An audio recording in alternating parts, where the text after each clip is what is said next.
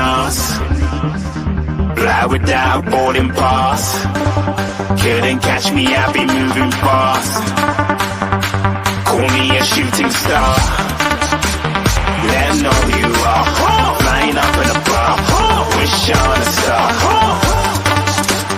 Time to show 'em who's in charge. Call me a shooting star.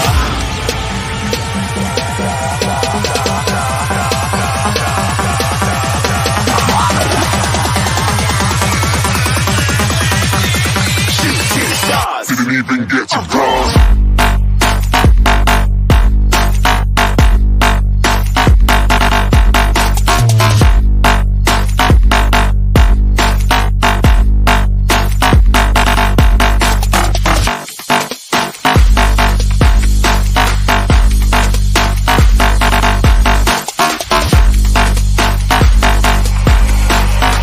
I said I'm moving too far.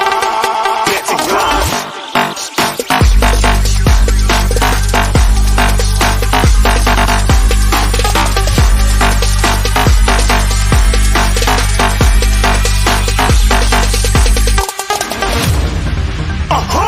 Looking at a shooting star. Got more than a couple of people going mad. I swear they're rooting hard.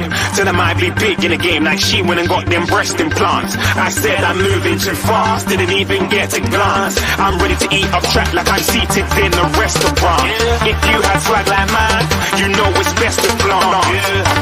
We aren't hating because you want. Shining like it's neon. Rock like kings of Leon. Shooting stars across the galaxy. I stand out, so don't be mad at me. Infiltrate, I'm with my strategy. When I turn up, then I just have to leave. Shooting stars across the galaxy. I stand out, so don't be mad at me. Infiltrate, I'm with my strategy. When I turn up, then I just have to leave. Yeah, shoot, yeah, shoot, yeah, shooting, yeah, shooting, shot.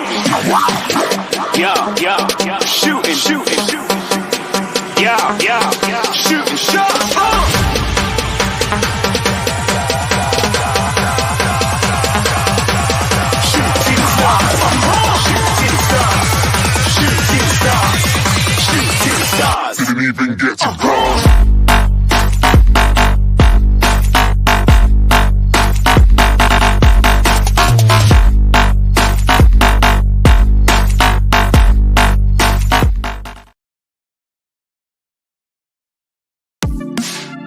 The first game we look for, Robbie. Tottenham away. When we got Tottenham away?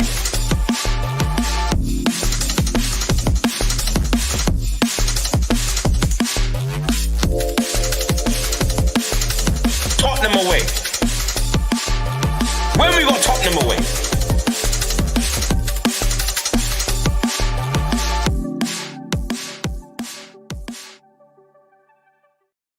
Good evening, everybody. Welcome to Tottenham Away Monday night, the best place to be in town if you're a Spurs fan. If you're not a Spurs fan, welcome as well. Thank you all for being here. Smash a like, subscribe, hit notification bell, all that good stuff. We've got a great panel for you tonight. We've got one of our own Maz, the return of Matt Coppin. We've got Hotspur Hoods Dan and Sava Football Heritage TV. Check out the video I did with Sava earlier on today. Check out the show I did with Dan earlier on this morning. Maz, you good, bro? How you been? Good weekend? Yeah, all good. Just doing chores and painting and stuff. So, yeah, really good, fun. Don't you like it when you ask someone how you doing, how's your weekend, and the first thing they do is make a noise? Yeah. and then they realise it hasn't felt like a weekend when you're doing chores all weekend, you know, getting brownie points. It's the sigh, and then it's oh shit, I'm live. Be positive. Yeah, it was good. Yeah, good. Yeah, good. Yeah. Dad, how you doing, my man? You're right. Yeah.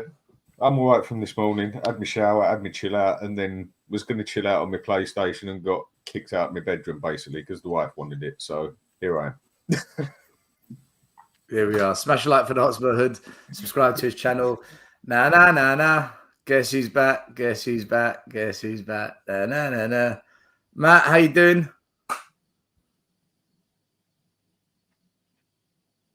Has Matt's internet gone or is it mine? No, I think that's his one. The one time we Yep. get him back and he lasted 10 seconds. Oh well, it's like a night out for me, really, with a hot woman. Sava, how you doing? No, don't come to me just because his internet's crap. No, I'm not being last on the wheel. I'm good, man. I'm just watching loads of football this weekend, and I'm watching Villarreal versus Celta Vigo right now. So I don't know what relevance that's got to do with anything, but there you go. I'm here, and apologies to Danny, who heard me ranting and raving inadvertently because I'd left one of my my StreamYard on in the studio, and he heard me and my missus having a chat about me putting on weight and my clothes and stuff. So, It was your shoes. Yeah, it was my It was shoes. your shoes. I thought where Stell sent me the wrong link. I just went to it and I thought, oh right, Sam's the only one on there. And after about 30 seconds and you talking about your shoes and that, I realised like, oh shit, it's the wrong one. So I could have listened, but out of respect, I came straight off. A true gent. Anyone confused? I sent the wrong link for Dan for the show, and I sent him a link of a show I did with Sava earlier. Sava left the show on. Dan's gone in there, and he heard Sava having a chat with his missus about his missing shoes in his waistline. So there you go. Basically, yeah. Sorry, Matt, are you back for good now? Is your internet better, or are you trying to be like me and have the worst internet on YouTube? Yeah, he's definitely trying to be like me. Matt, you're frozen. All right, Matt. I'm gonna remove. Oh, is he back? Matt, are you there? Earth calling Matthew. Yeah, can you hear us? Can you hear me? We can hear you. Yeah. hello. Let me log back in. All right, you do that. Cool. Right, Matt's going to try and sort it out. He's taken my prize of worst internet on the internet. Boys and girls, we've got 3 points. What are we, fifth, fourth? I don't even know where we are. We're somewhere in the league. The league title is on. We're going to challenge. This is what it's all about, right? Look, we played Everton yesterday. Pick up everyone in the chat, by the way. Thanks for joining. Smash a like, subscribe to Sava's channel, my channel, Dan's channel. Thanks for joining us. We did play Everton yesterday. I'm going to get straight to it because there's a few things I want to cover tonight, and I don't want to do a 3-hour show. So we did play Everton yesterday, and the stats were pretty convincing. We had huge amounts of possession, more shots, 7 on target compared to their 1. Almost triple their passes. Clear-cut chances, 5, which is really good. They had 0, more than double their corners. Look, we battered them. A lot of fans have said good result, brilliant performance, excellent. Ange ball is real. This is what we should have done against Leicester. The difference was that we took our chances. I'm going to disagree a bit here, and I'm going to just put it open to everyone to talk about just briefly. I thought Leicester actually had a go at our second half. Their manager tweaked it, and they came for us, and we wobbled, and we really didn't know what to do. I don't think Everton ever came for us other than a 5-minute period in the first half where they got some corners and we were scrambling to clear the ball. Other than that, I think Everton, that's the worst Everton team I've seen come to White Hart Lane in all the years I've been going. I've never seen an Everton team that lackluster. But we took advantage of them being crap and we put 4 past them. Should have been more. Kept a clean sheet. Good. We needed to keep a clean sheet. But I thought Leicester gave us a far different challenge and Everton didn't. What did you think of it? Is it a brilliant performance from Spurs? Is it well done Tottenham? Ange ball is real? Or is it, come on guys, let's just calm down. We played a really poor team that are most probably going to be in the bottom 3 all season. Anyone can jump in. I'm not going to do that. I'll go. Yeah, listen, I think it's a bit of both. Listen, I mean, we've got to be fair. When we play well, it's okay to say we played well. But at the same time, we do have to look at who the opposition was. Look, I think you're right. I'm looking at that Everton team, and that's got relegation written all over it. That has got they have got nothing in midfield. Granted, they were missing a few players, but I just still don't think they've got big enough names missing that help them. Look, we were always going to win that game. It was just a case of how many goals were we going to score. I don't think anybody sat here when we did a show Friday night and said, "Oh, we won't win or we'll struggle to win." I think we all said we were going to win the game. It's difficult, isn't it? Because normally when you win 4-0, what I want to see from myself and other fans is we're all going, yeah, it's amazing, brilliant, let's kick on. But equally still, I'm really wary that it was Everton, a team that had zero to worry us. Like, you know, Van de Ven and Romero, I'm seeing people say things, Van de Ven and Romero should get man of the match. Why? That was the easiest game they're ever going to have. It's a team that don't create chances, don't get crosses into our box, didn't cut through us. People are going, Van de Ven was exceptional. I don't think he had anything to... I'm not knocking him. They just had nothing to do. It was very simple. Bigger tests lie ahead. But more than anything, that's brilliant for getting our goal tally up. But let's be fair, they are god-awful. We did well, and we move. I don't think there's a lot. It's really difficult to actually summarize it, right? I don't think there's a lot to say. That we were good. They are awful. We move on to harder challenges. Yeah, I fully agree. Spot on. Anyone else want to add something to the Spurs Everton game? Thoughts? Yeah, I mean, Romero. Everyone. Well, I say everyone. Say that too easily. A lot of people said he should have got man of the match. For me, no. He done some very good stuff. I mean, he put the ball through 2 or 3 times. But from what I remember from the game, if I remember right, he nearly cost us 2 goals as well. And you do have to bring up those points as well. Okay, Nothing went wrong and they didn't score. So people like to forget that. But for me, you have to pick out things like that. For a world-class striker, which a lot of people says he is, I don't think he is, not yet. I think he's got the capability. He can't keep doing that because he did it in the last game as well. And was it him or was it Porro that cost us the goal in the last game? Mm. It was one or the other, or both of them, basically. But he nearly cost us 2 goals in that game.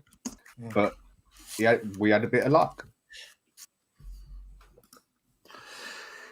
Are you being a little bit harsh on him? Because he did score a goal and he did put 1 or 2 brilliant longer range passes through. So are we just kind of being a little bit... Still, that's a bonus when we're talking about listen. The thing is with us, what we're very good at is. But Ange Ball's quite attacking, though, isn't it, Sava? So he's showing that attacking side of what Ange wants. Yeah, sure. I've got no doubt about that. But I'm judging centre backs on how they play at the back, right? I'm judging fullbacks on what they do at the back, right? If they do anything moving forward, that's a bonus. But for me, Romero this season, I think he was really poor against Leicester. I thought Jamie Vardy at the age of 37 made him look really, really silly. And then the other day, like Dan said, I think it was a couple of times, he gave the ball away straight to them, like trying to play out the back, gave it away to them. They can't capitalise and no one notices. Same with Udogie. If you actually watch Udogie, every game, that boy gets praised. Every game, he's giving that ball away for fun. Like, he gives it away, but if other teams can't capitalise, we don't notice. So, for me, I just don't think in a game where you've won 4-0 playing against one of the worst teams in the league, when people are saying, Van de Ven or Romero should get man of the match, I'm baffled. You're man of the match if you're a centre-half, if you are blocking everything, throwing your body on the line, last-ditch tackles. I thought all of them had a very comfortable game. Very comfortable. That's all it is. When we don't keep a clean sheet, though, we question defence. When we keep a clean sheet, we're still questioning them. Yeah, but it's who the opposition is still, right? Like Everton, you said it yourself, and obviously I know what you're doing from a hosting point of view, but you said it yourself in the warm-up. Everton had nothing. At no point did anyone sit there and think they're going to score it, and they didn't have any sustained possession. For me, I just think, God, you got some trolls in here tonight. From my point of view, no, at no stage in that game did you think, God, Calvert-Lewin's got a clear-cut chance there. Harrison's got a chance here. I just thought it was very comfortable. And I want to judge our centre-backs on what they do defensively. And what they did defensively the game before was crap. But you're not allowed to say that because they're brilliant and they were crap then. We'll judge them, as you said on my video earlier, Stel, the next 6 games when they're up against Arsenal's forward lines, right? When they're up against Newcastle with Isak and Gordon, etc. When they're up against Man United with Garnacho and Rashford, and that's when I'm going to judge how well our defenders do, not in a 4-0 win against Everton at home. Sorry, that's just me. It's All right. It's one of those. All right, okay, so go on, Maz. It's one of those games whereby we played a very poor team. We weren't awful ourselves. I think we were good. However, we didn't do anything absolutely outstanding. So we didn't dominate them like our teams of old would have. I hardly let them touch the ball, and effectively put them out of sight. Even though we won 4-0, for me, there was always the feeling that if they had a good counter attack, and they had moments in that game where they should have scored at the back post, and they had a couple of other chances where they potentially could have hurt us. So whilst we were good, we beat them 4-0, it wasn't an outstanding performance. It was a good performance. And that's in context to Everton being a very poor team. Whereas I think Leicester were a superior team to Everton. And as you said, Stel, they put us to the sword in the second half. And if it wasn't for Bentancur's injury, we could have even drawn or lost that game. So it's a confusing, it sort of muddies the water, really, doesn't it? Because, we've got you guys saying Van de Ven and Romero haven't really, they still made a few mistakes, didn't they? Whilst they didn't let any goals in, there was still times when they made a few mistakes here and there, and they didn't look absolutely solid. And that just muddies the water. I'm with Sava. We need to see what happens in the next six to 8 games to really see what we're made of, because effectively they were a poor team, and we've done what we should have done. So all credit to Spurs for doing that. Mm-hmm. Just very quickly, guys. People watching the show, I've literally banned 5 people in the first 15 minutes. Right, your comments are disgusting. Like, this is the kind of behavior that you accuse me and Sabra of being like. Look at what you're saying. This one here. First of all, if you want to discuss my penis, I'm alarmed by you. Secondly, I'm not Jewish.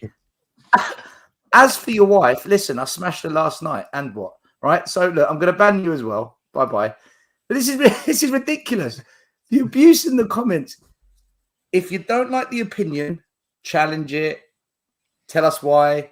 Come on the show. I'm doing a fan show on Wednesday. Debate it. Sava did a fan show. I think it was yesterday, the day before. Debate it. But if you're going to come from my mum, my dad, my grandmother, kids I don't have, my family, what the actual fuck are we doing here, people? I don't do that. Sava doesn't do that. Chill, please. Relax. Talk football. Anyway, I had to say it because I've never blocked 5 people in 15 minutes. But maybe the things that we're saying are beginning to get out there, and people are like, uh-oh, they're growing. People are listening to them. I don't know. Maybe. Maz, can I ask you something about what you just said? Yeah. Right. Do you think it's impossible to judge anything we're doing right now? Tactics, manager, players, defense, midfield, attack, until we play these next 6 games? Is it almost like we've learned nothing from Leicester and Everton, but we kind of feel we've got to talk about those games because they're the only games we've played? No, we learned quite a lot. We've learned that Ange hasn't changed his tactics. We learned that there's effectively a set 11 that he's going to play, and he's only going to tweak around the edges, i.e. Odebert, and maybe do a couple of different subs with the 2 18-year-olds we've got. We we've learned that we still have the same problems as last year. Brendan Johnson being one of them. We've now got a new problem whereby where's Son going to play? Because whilst he isn't the son of old, he's still arguably our best forward, who's going to score probably the most amount of goals. I think you said that point yesterday still, which I agree with you on. What else have we learned? We learned that Romero, whilst he's a very good defender, he's playing in a poor system and he's prone to a mistake. We've learned that Adoji doesn't, he switches off still. He gives the ball away far too easy. We've learned that Maddison isn't that playmaker that I complained about all last year. Whilst he's very good on the ball, he's got tricks and everything. He's not dictating play like I want him to dictate play. He's not a Modric or an Eriksen. I mean, I can go on and on and on. We've learned that our substitutions don't make us any better when they come on, and they don't really change our options.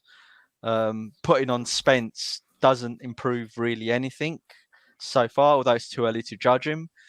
Bringing on the 18-year-olds hasn't really changed anything when we bring them on. Fine, Bergvall looks a promising young lad, but again, we need to see how he develops and how he grows. So we've learned a lot, effectively. However, whether or not we've improved on last year remains to be seen, because we've not played anyone of sufficient quality to test us. Can I just disagree with a couple of things Maz has said there, Stel?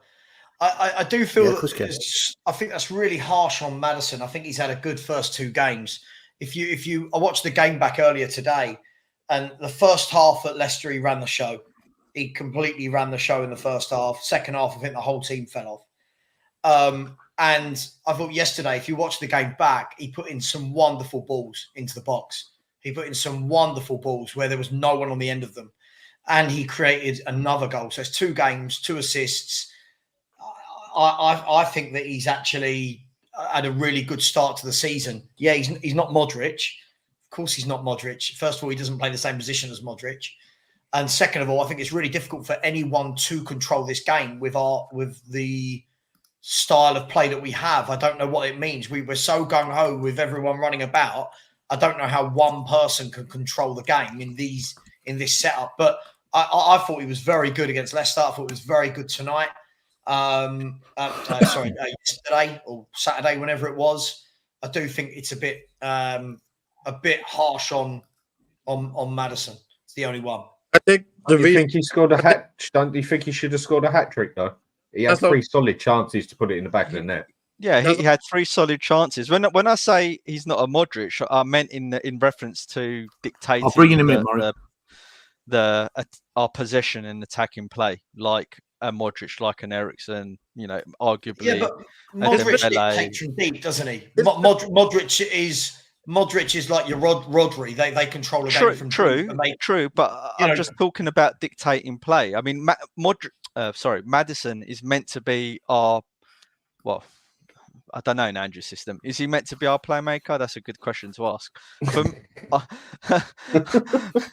I'm just being honest. He got 1 in 3 assists last season. He's got 2 in 2 already this season. He's assisting. He's, if you actually look at all the assist makers last year, there was only 4 players that got more assists than him, and we're saying he had a bad season. Only 4 players got more than 9 assists. I don't think. I feel it's a little bit too harsh. I feel that this crazy, hectic style of play, I don't know what people are expecting from James Maddison. Everybody, we keep saying this, everybody is in that number 10 position. Everyone wants the ball. Everyone wants to shoot from out 20 yards. Everyone wants to. No, they don't. That's not true. They don't want to shoot from 20 yards. Hang on. I'm talking in reference to when Porro gets up there, he wants to have a dig from 20 yards. Right, Adogi wants to have a dig. Adogi wants to thread through ball. So does Maddison. So does Sarr. So does Kuhn. There's so many players in there that this isn't like. If we're going to liken him to an Eriksen played as a number 10 in a team where he was the number 10. He was the guy that dictated. Spurs don't play like that. Yeah, but Sava, you can't blame. You can't. I'm not saying you're blaming. It's the wrong word. So just don't look into my words that I'm using so go on. much at the moment, right? You can't say, oh, Van der Ven and Romero, they're not great players in comparison to other defenders in the league, right? Because of the system, and then give excuses to Maddison because everyone else in that system wants to be a number 10, right? We've got to be consistent to everyone. So no, I can equally criticise Van der Ven and Romero. Because Van der Ven and Romero are playing as centre backs. James Maddison's No. My point was, if we're giving excuses to Maddison, where the tactics don't favour him as a number 10 because other players around him are eating up his space, we can't then not give the same grace to our other players that we've also criticised in this poor system, i.e. Romero and Van der Ven playing defence in the halfway line and then having to run back every time. But you're cherry picking whatever you want there. My criticism of Romero and Van der Ven isn't when they were on the halfway line. It was, if you look in the last two games, sloppy balls being passed out the back from the edge of the box where they're meant to be. Listen, I'm not comparing James Maddison to anybody else in the league. What I'm saying is, so far, on his own merit, though. Hang on. If my number 10, whatever you want to call him, he's got 2 assists in 2 games. If you actually look yesterday or Saturday, how many brilliant balls that boy put into the box, and you're thinking, go and attack it. Johnson did attack one, completely fluffed his lines. Second one, no centre forward in the 6-yard box. Maddison put in some superb balls. He threads some lovely through balls. Everything we do, whichever way you want to look at it, Maddison's involved in the link-up.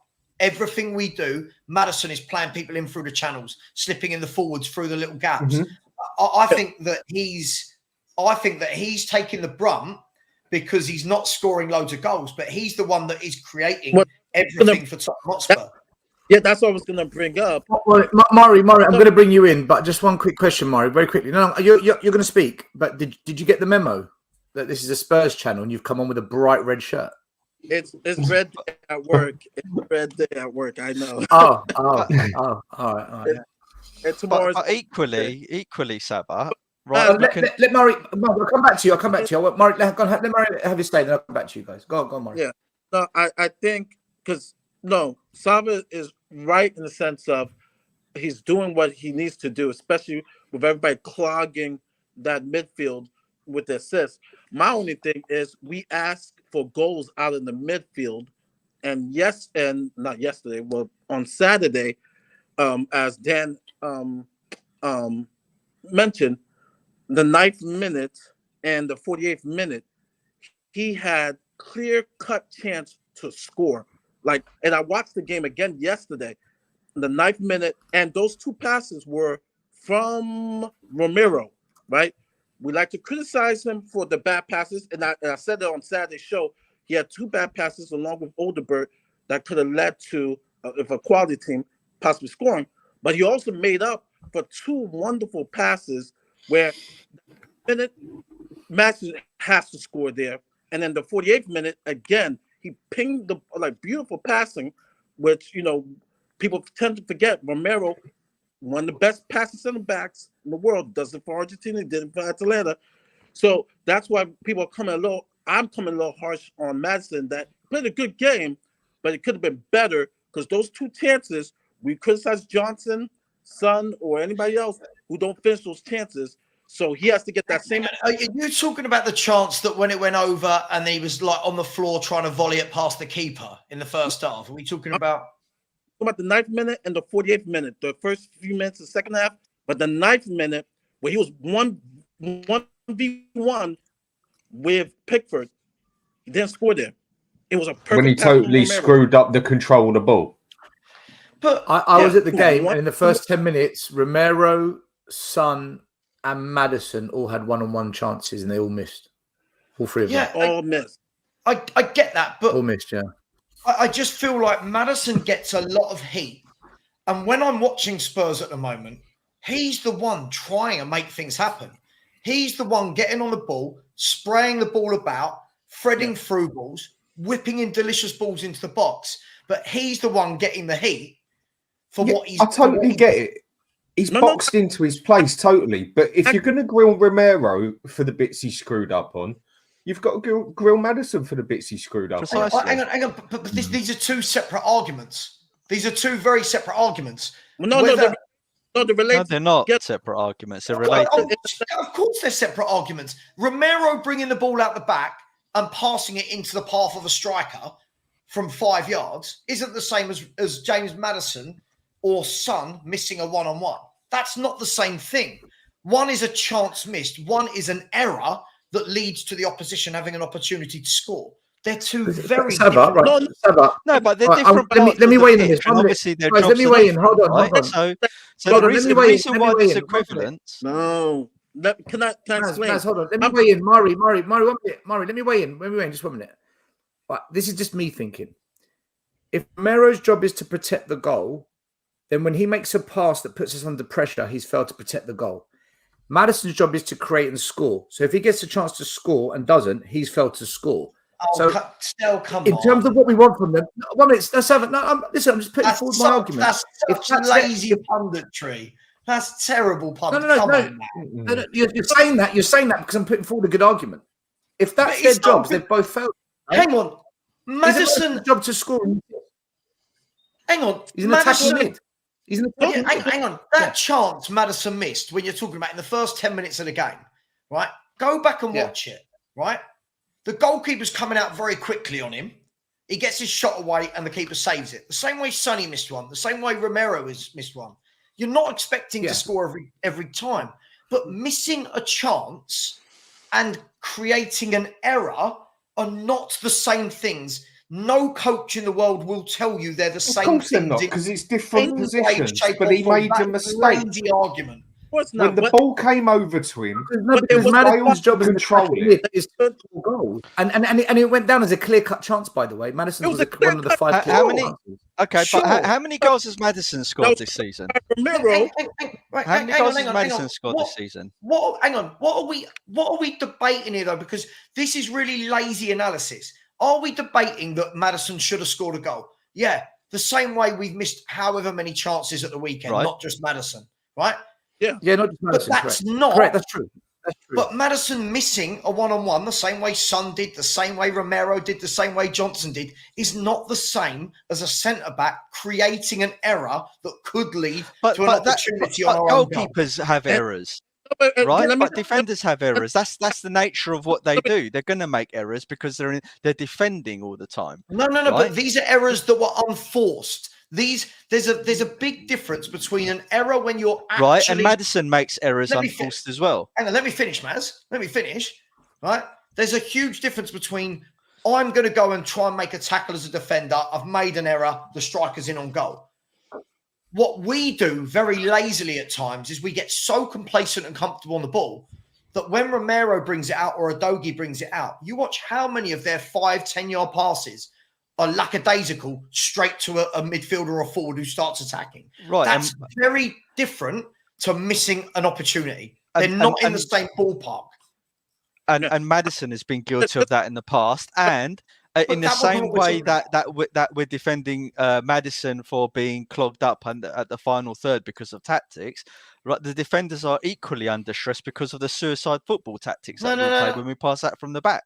Hang on, Maz. No. See, again, this is the narrative here needs to be looked at. I'm talking about when Romero twice in that first half came out, passed it to their team. We were under no pressure.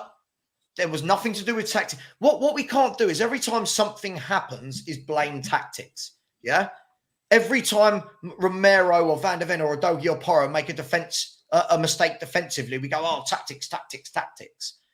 But for me, Maddison's been nigh on our best player in these first 2 games. No, I don't think that's true. We don't do that.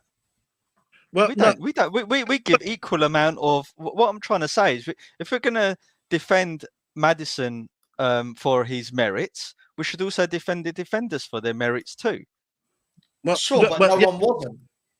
Just to clear up, if you're going to grill them for their merits, you've got to grill the others as well. Go on, Murray. Murray. Then I'm going to bring in Matt because he's sat here, not said a word. I want to hear what Matt thinks. Go on, Murray. The point. I acknowledge the 2 mistakes It's a good debate. It's a good conversation. Which I said, if it was a quality team, like if we were playing Arsenal, that's possibly a goal. So I just definitely justified that. I just said that the reason why people are being harsh on Madison is just that, we asked for goals out of the midfield, right? And in that sequence, right, Romero, who did do the 2 bad passes, made 2 excellent passes, right? Because this is 2 belt that he does. He did it all last year, occasionally. A beautiful pass to our forwards. This time being Madison, he didn't finish. So I'm like, okay, he could have done better. He should at least had 1 goal because he had 2 chances, 1v1, and he didn't score, which Son has done, Johnson has done, right? Because our team has a problem with finishing. Yeah, we scored 4 goals. It's probably because we scored more. But I'm just saying that for the criticism that he gets, he also does some good things, especially hooking up Madison, and Madison didn't score. That's all I'm saying. Matt, you've been hearing this conversation going back and forth, different views. Where are you at with this? What's your take on Romero Madison?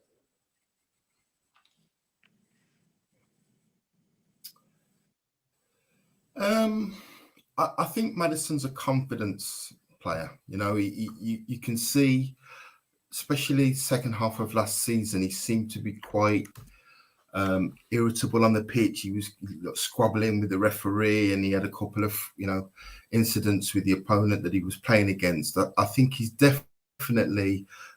I was really interested in Angie's interview when they asked him about Madison, and he said he's a player that needs to train every day, and he needs to feel 100% fit mentally. If he doesn't feel 100% fit, it affects him. And that was a really interesting comment he made. I'm not sure if anybody picked up on it. And I think he's finding himself again on the pitch. And I think he's a really important player for Tottenham because he's the lockmaster. He's the guy that unlocks defenses when he gets on the ball. So it's just great to hear everybody passionately agreeing and disagreeing. So I was just listening and just being neutral. I think Madison's a great talent. I think he probably hasn't hit the heights that he did at the start of last season. But I'm hoping he's going to get back to it. He scored 4 goals. Romero scored 5 goals. He might. Why is this Romero? Maz, hold on, Maz. Madison had a good start last season. You're winding up now. He had a good start last season, man. He had a good start last season. I just think if we're going to be hypercritical of our only creative force in this team, we've got to be really careful. Be careful. James Madison. Take James Madison out of this team. We don't have a creator. So I think we've got to be really, really careful here. And this guy already 2 games, 2 assists. He could have had 5 or 6 assists if other people could actually score goals. And that's what he's in the team to do. Yes, he needs to score more goals, but why was he scoring more goals at Leicester City? Why was he scoring more goals at Leicester City? Fair points. But Sava, I think the point that everybody's trying to make is if we was to just sit here and say that, like a lot of people said, that Romero had a very good game, but I also pick out the bad points of a player's game, even if it don't cost us a goal. And like you said, you count on what a centre-back is meant to do.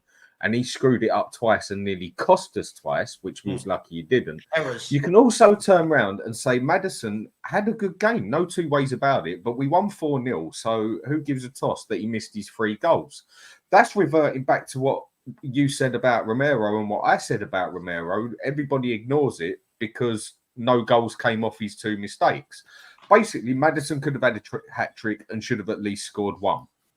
But you're right on what you're saying. He can't do his job properly, and he has played good. But at the end of the day, he screwed up as well, just like Romero screwed up at their job of scoring goals and setting it up. He made mistakes as well, and as all people have done is covered the mistakes he made as well, like me and you did about Romero. Yeah, but Romero. I agree, Dan.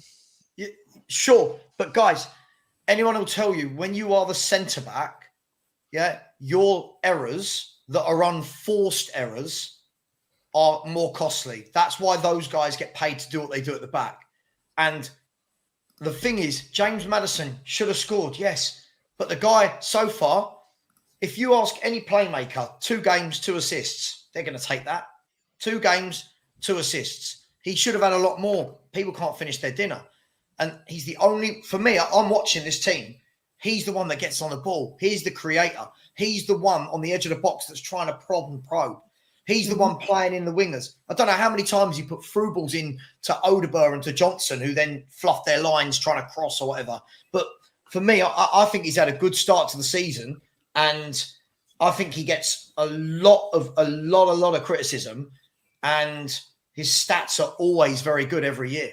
So he put in one sensational crossfield pass in the second half where he just pinged it diagonally across to the wide player who messed it up. That was some ball. Can I ask you something, guys? Does anyone here think that Bergvall could do the Maddison role? No. Sorry. No. Because he was really good pre-season. Okay, it's pre-season, so that's why I'm asking. I've not seen him enough, and I think he's young and inexperienced. Too young. Yeah. All right. Quick super chat. Soulboy says Maddison has been poor since last season, but he's got 2 assists this season though, hasn't he, Soulboy? Thank you for the super chat, but we can't ignore that he has created 2 goals in 2 games, which is what we want to see, right?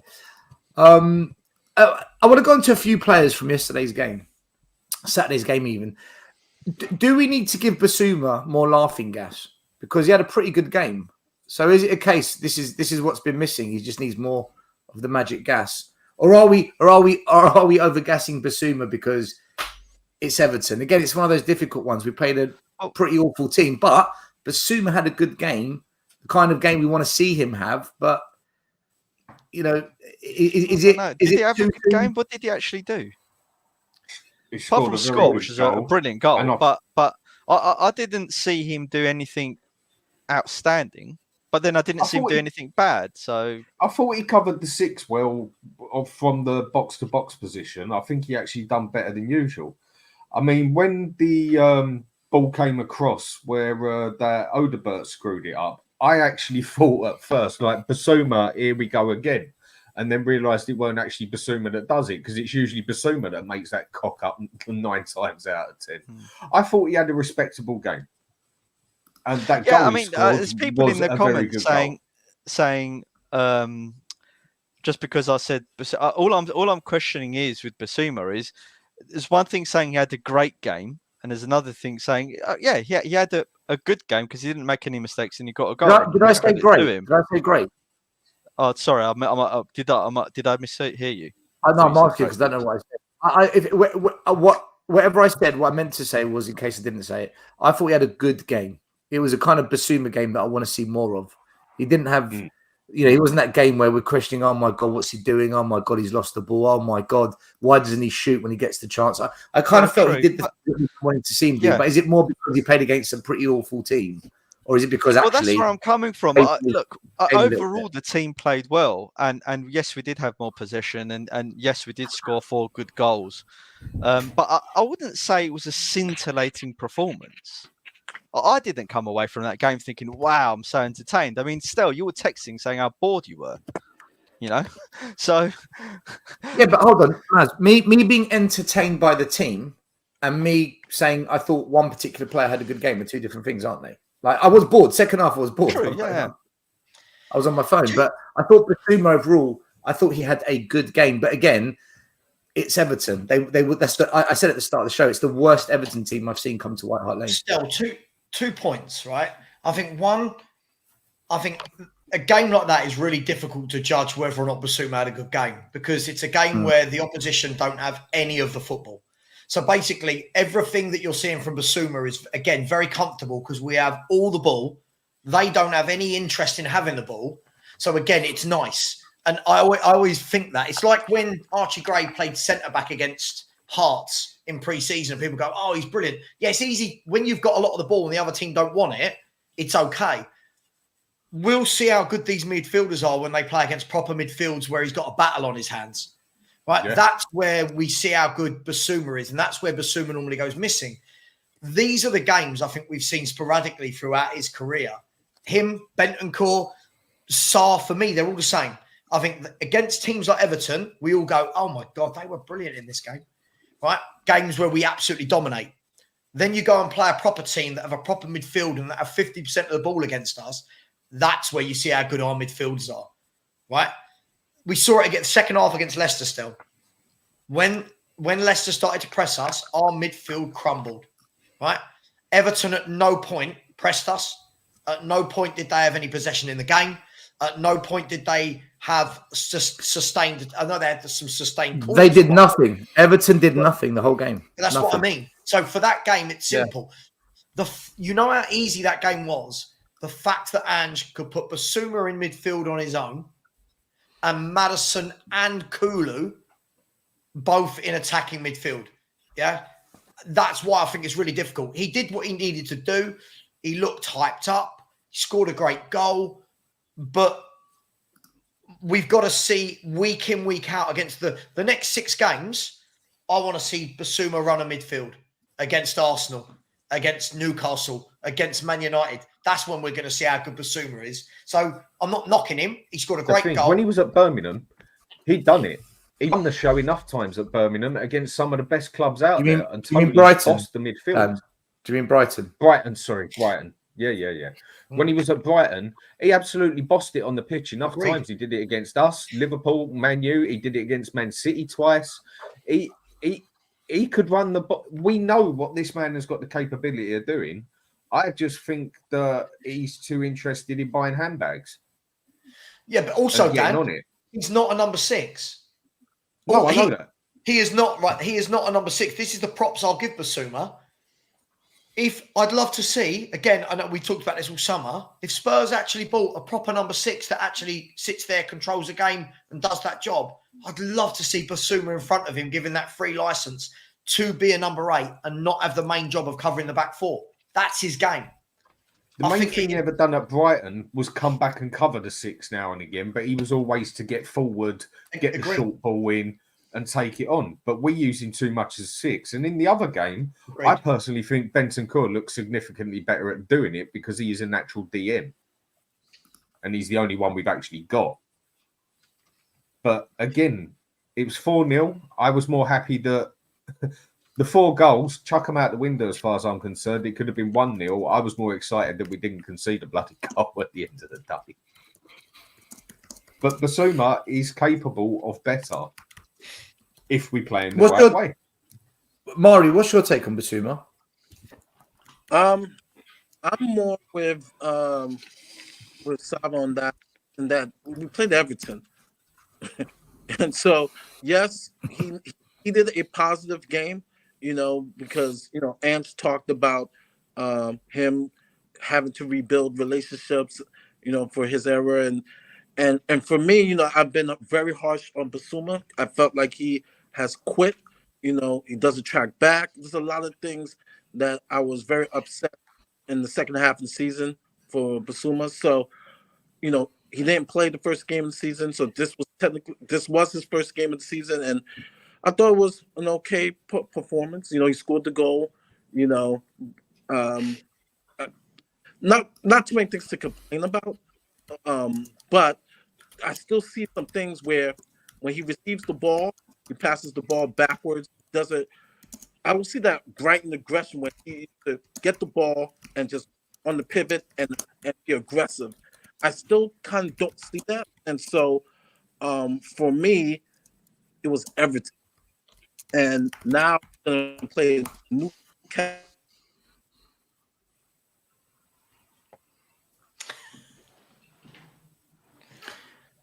Whenever he checks in from work, this always happens. Mari, straight you internet. Let me move on to another player, right? Because we're going to find out about Basuma in the next couple of games for sure.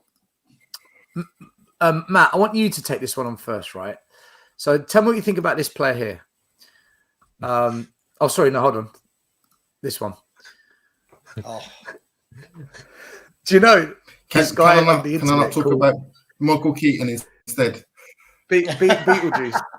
I want to talk about Beetlejuice. Do you know?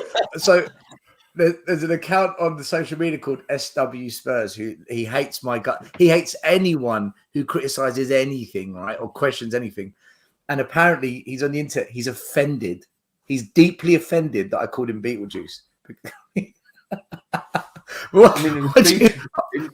If you can't have a bit of came up with that, wasn't it? It was Dietrich who made that one up, wasn't it? Yeah.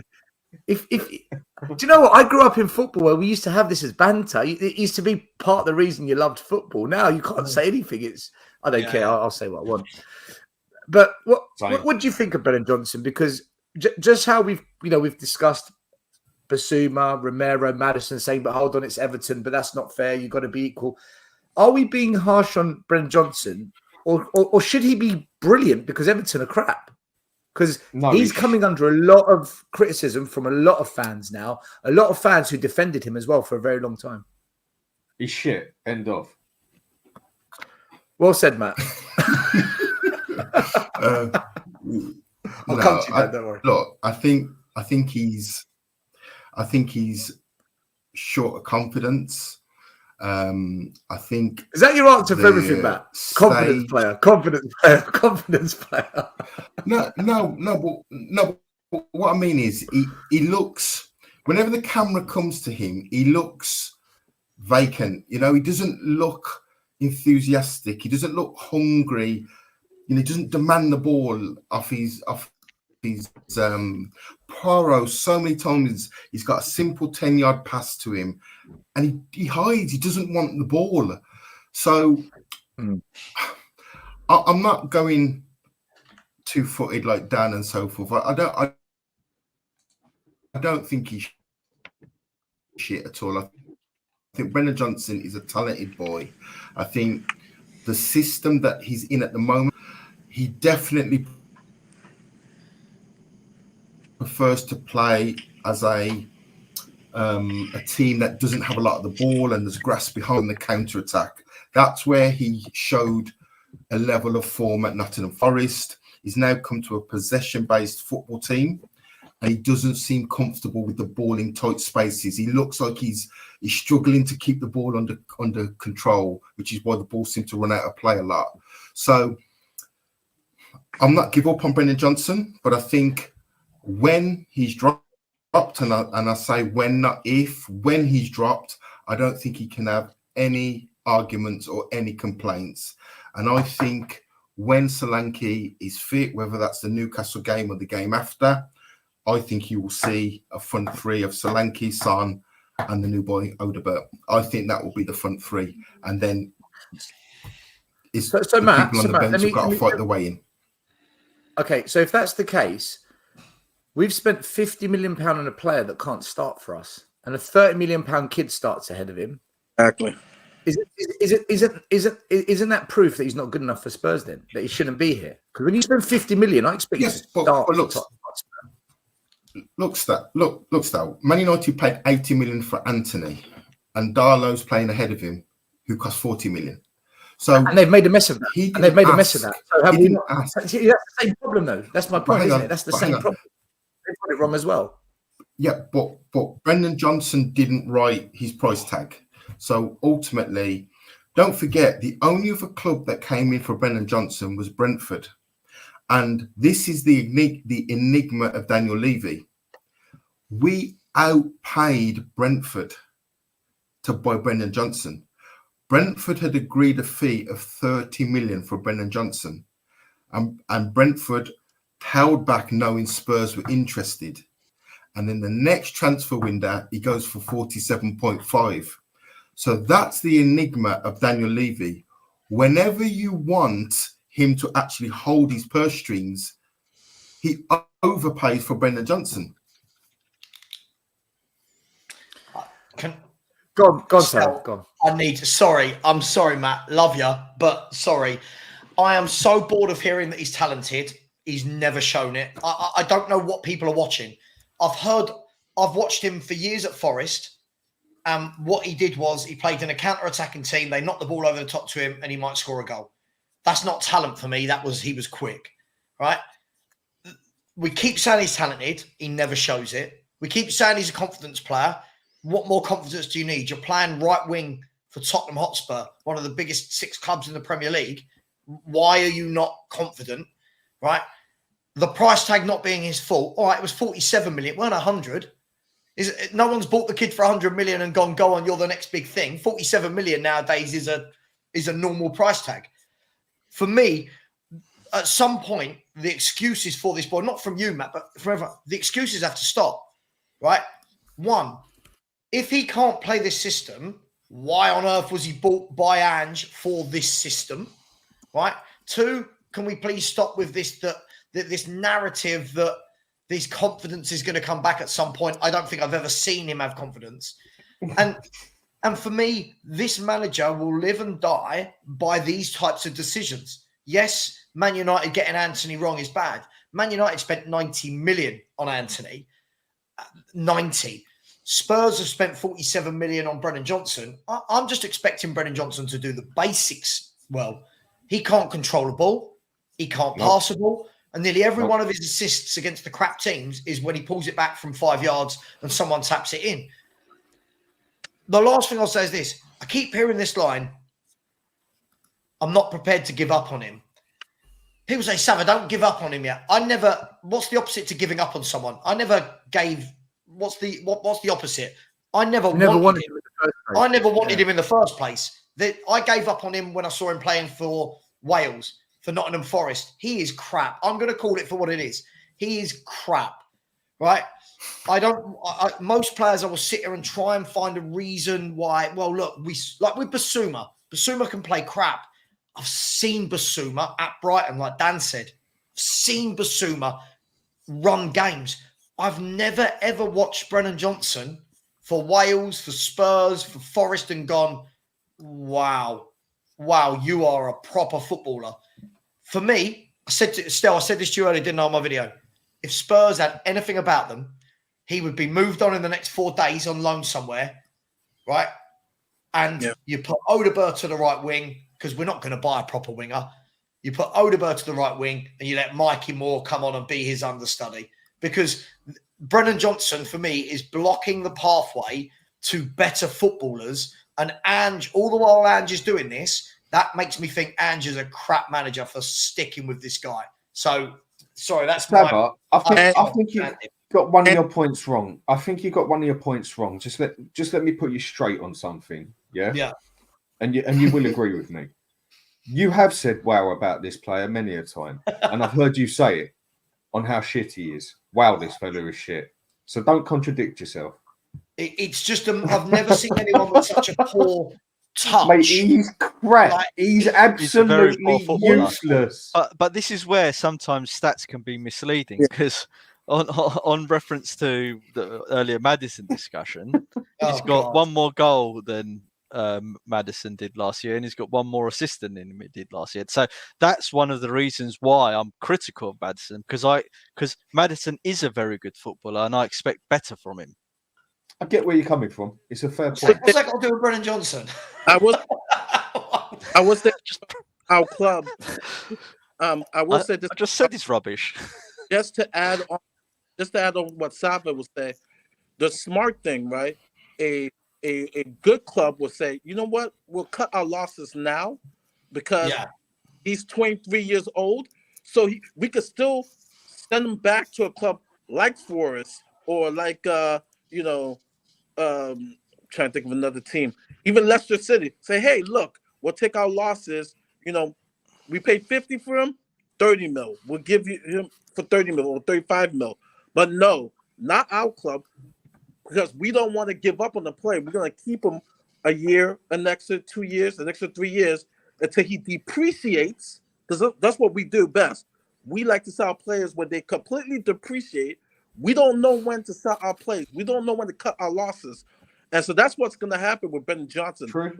Leaving the boards, like, hey, we pay 50 mil. We want to get every ounce of him. While smart Mari, I think the problem is as well is because we overpay for our players, we're sort of on a losing point to start with before. So even and that's why I think we hold on to players, because we almost realise, oh shit, we've overpaid. We have to squeeze the lemon and get something out of them. Yeah, and might not. Sava's right. I mean, if we had anything about us as a club, we would put him out on loan and or try and get rid of him. But It's when Ange loves him. So it's when people start going on about players and about their ceilings and everything that sometimes I find it annoying. Well, are you saying if Johnson's got a ceiling and a big ceiling, he must be a fucking dwarf? Simple as that. That's the only way he's getting close to his ceiling. Dan, in the last 18 months, right, players in his position or similar that have gone for cheaper than him, right? Mohamed Kudus, right? Cole Palmer, right? Savio. Anthony Gordon, Savio. Look at these footballers, right? Brilliant. Look at them and you go, yeah, you're proper footballers. Spurs looked at, bearing in mind this was the same week that Harry Kane left, right? And they have the audacity to bring this boy into the football club. And as a fan base, what we hear all the time is, oh, give him a chance. How many players do we have to give a chance before we go, they're not good enough?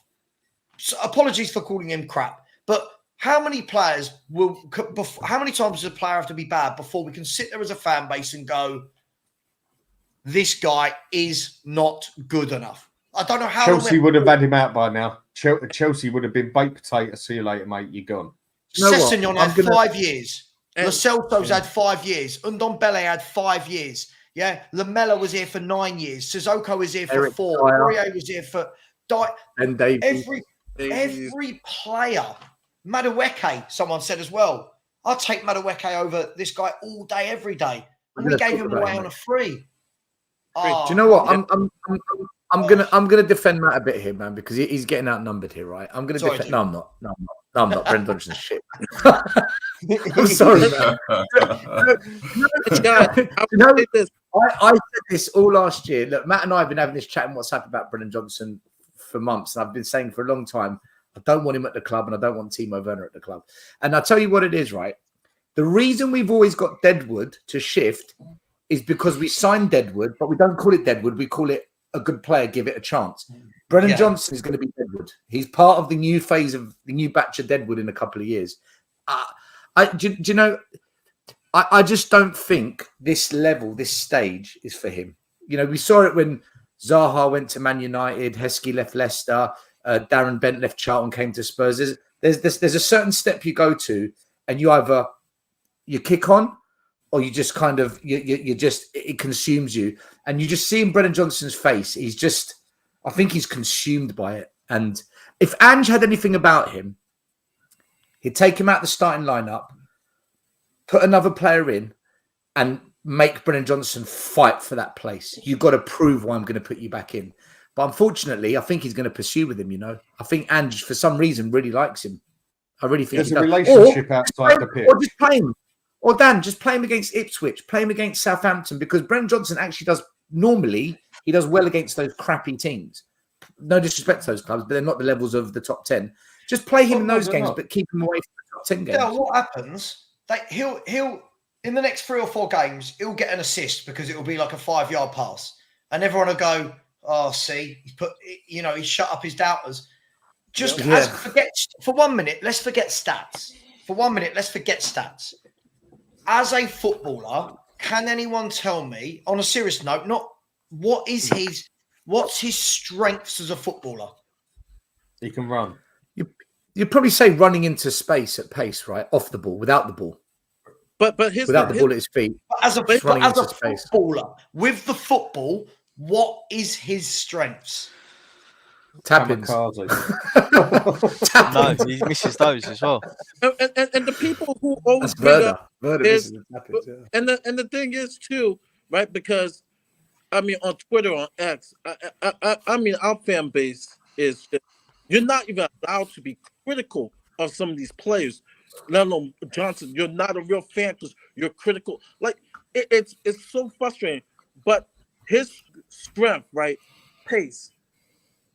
I don't think you ever hear the term that there's an intelligent way to run, or you run with intelligence. I don't think he has that. You can have pace, right? But it could not work to your benefit, right? You have to run with pace with intelligence. You look like he's a legend, Aaron Robin, right? What makes him so great is not only that he's quick, but he was intelligent runs, intelligent spacing in his runs, right? That's those things that Johnson lacked, right? Because people say his greatest strength is his pace, but I don't even think he uses that well. Uses his pace that there's well. a difference, Can't Mari. compare him against top grade players like that. No, but But- there's I get what but- Mari's getting at. Mari, you're missing one bit quick. Sorry to interrupt you. You're missing one bit. Robin dribbled the ball past his players whilst running with it and had the ball at his feet. Johnson is just another one of those Timo Werners who kicks it past his player and tries to run past it and still kicks it off the fucking pitch. Yeah. No. Aaron Robin's a legend. I mean, but the thing I'm trying to say is, Robin was technically majestic on the ball, man. He was brilliant. But the greatest strength for Johnson, he doesn't even use that. He doesn't even use that strength well. There's no intelligence to. That's what he's just not a good footballer. I mean, Savas summed it up. He doesn't do anything to make you think, "Wow, there's something about him." I mean, he might shimmy past a player every now and again, but that's not enough to class him as a good footballer. To be honest, he fits into the relegation teams. You know, the bottom half of the table. That's where he fits in. Teams without who don't play position-based football, and all they do is just counter-attack and lump the ball up the field and expect their players just to run after it. And that's what I guess, if anything, that is his strength. He can, run up the pitch quite quickly, and he does get himself into good positions, but it's what he does with it once he's in that position that lets him down. Mads, let me so just really quickly, still, really quickly. Yeah. If you look at it, right, Ange just signed 4 out-and-out wingers since he's been here. Out-and-out wingers. I won't add Kulu to that because he kind of floats into the middle. Yeah. Ange just signed 5. I'm going to say 5. Timo Werner times 2. Right? Who's, let's be fair, probably not even going to get in the squad once Bentancur and Solanke are fit. Right?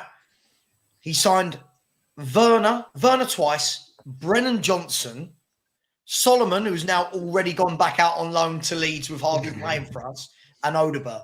Let that sink in.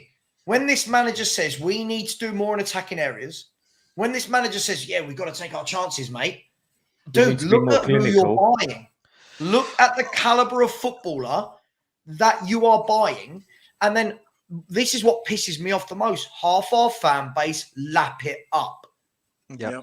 I agree with you, Sava. As well. His signings. More than half. Yeah, his signings have been absolutely diabolical. Apart from Van der Ven and Vicario, I'm really struggling to name a really good player that I'm really happy with. Maddison. Yeah, Maddison. Yeah, at the moment, yeah, okay. Come on, Maz. You've said his name enough tonight. You know it. I don't think he's proven. I don't think he's been successful at Spurs. He's been one of the better ones he signed. Come on, man. Yes, he has been. Back to Johnson. Back to Johnson, right? We've got a super chat. Let's go back to Johnson, right? Faz, big up. He says, question for the panel. Will Ange start Johnson versus Newcastle? I'm going to say yes. Yes. Yeah. I don't trust Does anyone him. think Ange would drop him? Matt, you don't think so, Matt? I don't think he'll start against Newcastle. Does anyone else think he won't? Ange and Johnson, they've got too much of. They just must have too much of a good relationship off the pitch. You go on, Matt. What do you think he'll do then? I think Kulu. I think Kulu will. It's a tough game against Newcastle, and I thought the cameo of Kulu was good, and I think it's universally agreed that our 1 weak player that game against Everton was Brennan Johnson, and I think he'll play Kulu in his place.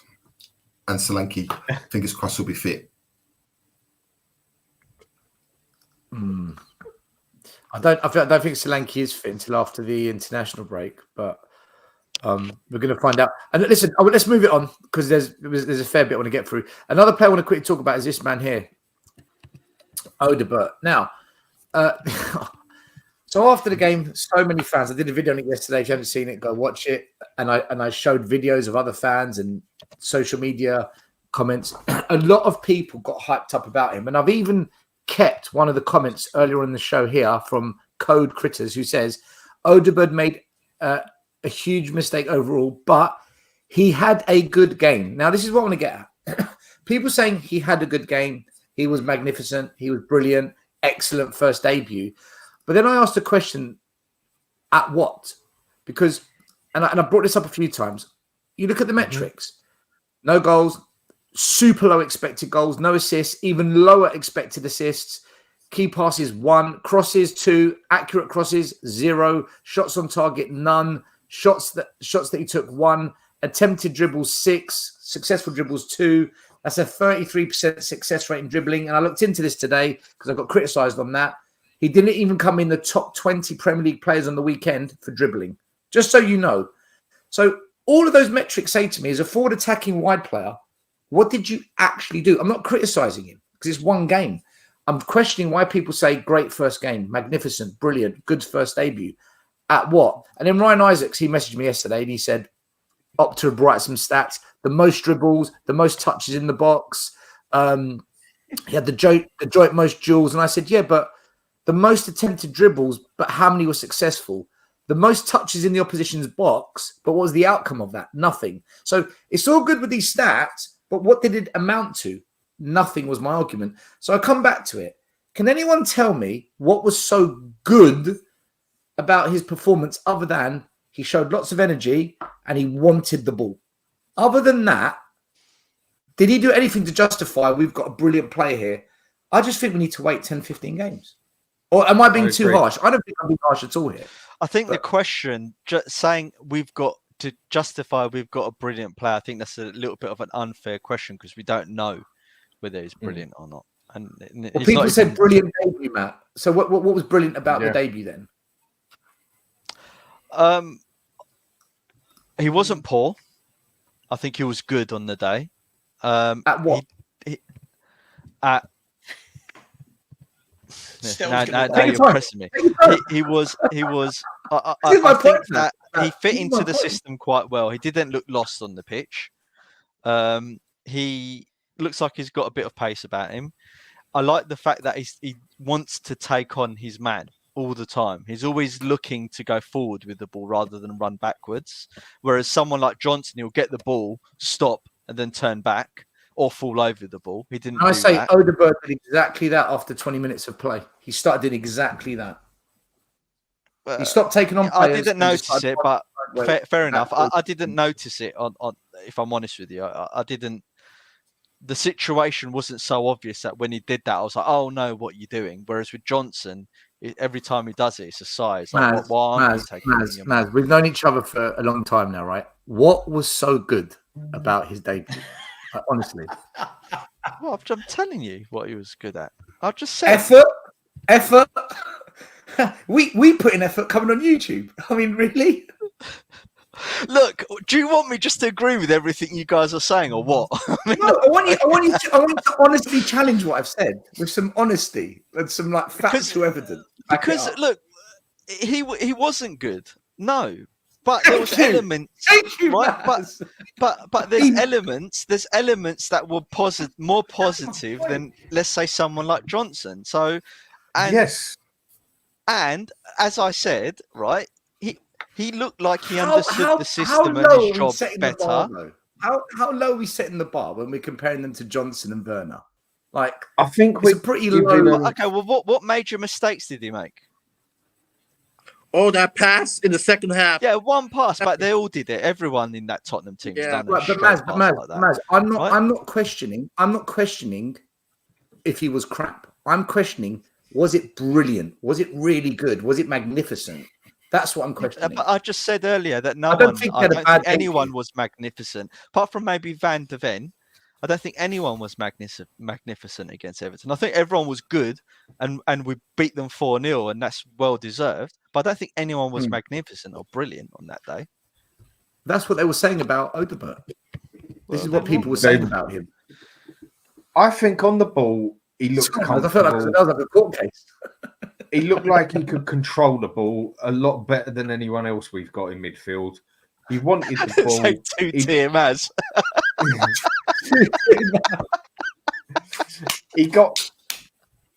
He wanted the ball. He put the effort in. You could see he was comfortable when he was on the ball, but at the end of the day, nothing came of it. He did not have a spectacular game. He didn't really even have a good game if you go by the stats, but there was hopes there that in due time he can get his shit together, basically. I think he had an okay game, and there were certain things I was interested in, the way he always wanted the ball, the way he at least tried to dribble the ball around the player, even though he didn't succeed, but he tried it several times. There's a bit of hope there. I don't think he was terrible, like some people have said. I mean, Alex probably grilled him earlier.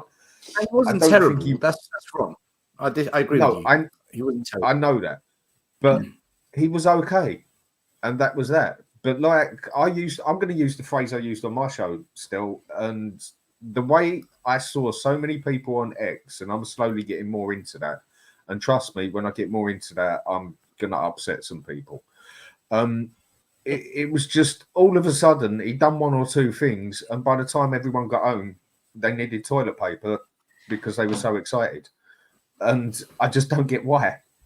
He was not that spectacular. Still, for me, I did a video after the game, right? Immediately after the game. And I'll be honest, Odegaard didn't come into my head for anything positive or anything negative, right? I just thought he was out there. It was a debut. You know, he tried to get on the ball. He tried a few things. It didn't always work. I thought he looked lively. He looked like he wanted to get involved. And I was cool with that. Yeah. I think, I know you, Stel. Your grudge with this, Stel, isn't that it was his first game and you were expecting miracles. What your grudge is, and tell me if I'm wrong, Stelios, from Tottenham away. Stelios. I'm going. Why do I sound like you're a school teacher now?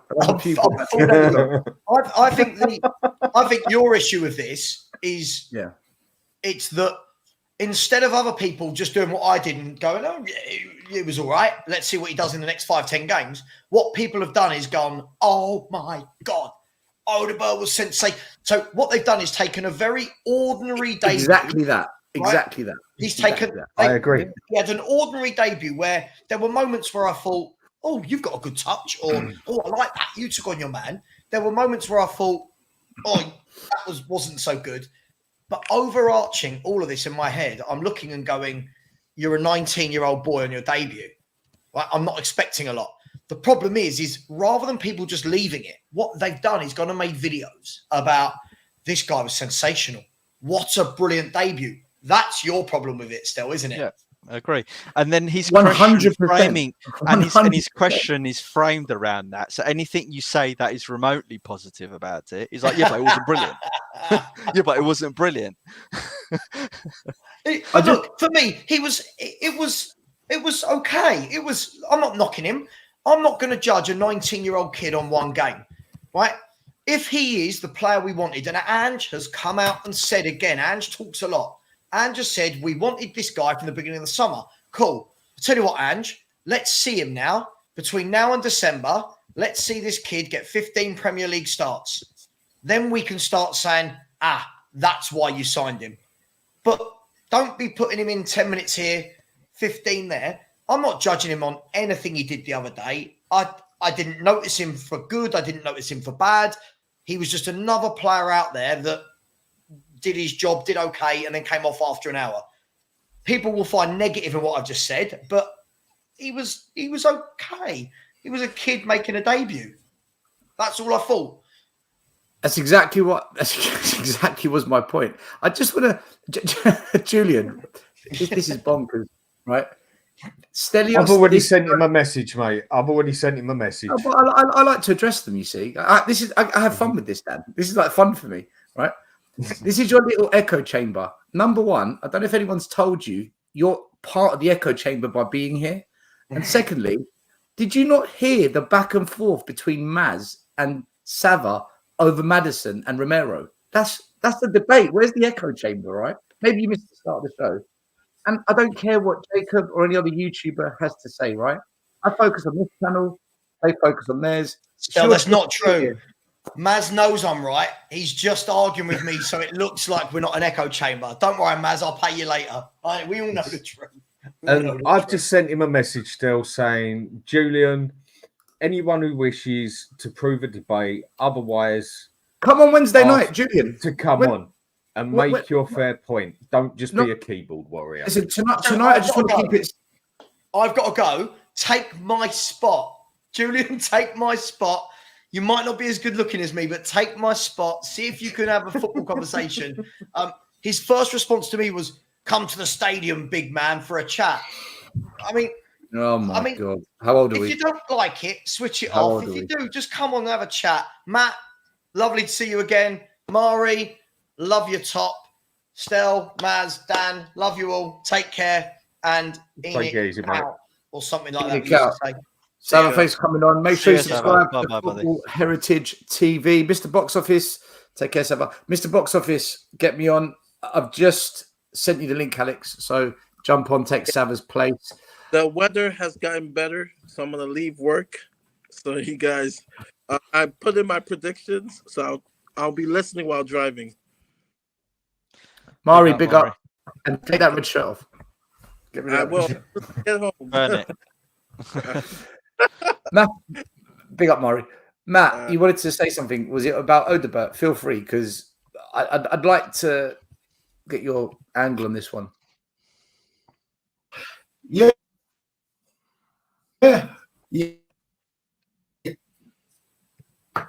I thought as debuts, there was obviously no assist or goal after his endeavour, but I thought he looks a confident player on the ball. He looks like he wants to attack his player. It didn't always come off. I think he tired. Second half specifically, I think he looked fatigued. He's kind of it's a well-balanced footballer. He looks like he can go either way, which you don't get with a lot of wingers now. They predominantly seem to be one-footed.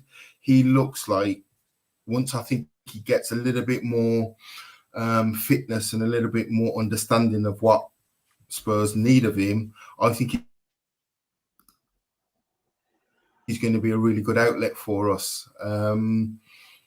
But I take your point. You know, for me, it was a good debut, and that's it. You know, I'm not going to put a number on it. I'm not going to rank it as 8 or 9 out of 10. I think it was a good debut. I've got to be consistent. Good at what? I'm being consistent.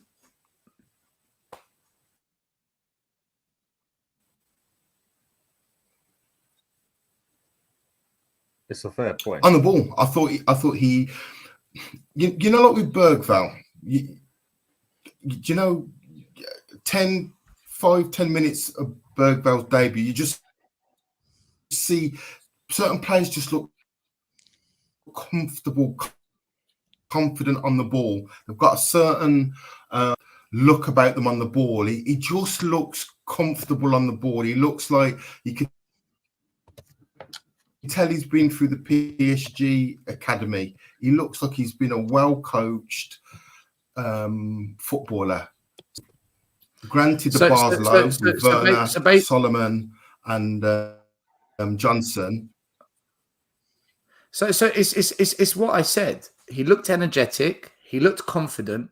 That was it, though, which is fine. That's fine. But does that make you good? Surely, as an attacking forward, we need to see something a little bit more than that. Like, we've got to see you beat a man. Good, Stel. I don't know. Sorry, I've got to pull you up on this, Stel. Right?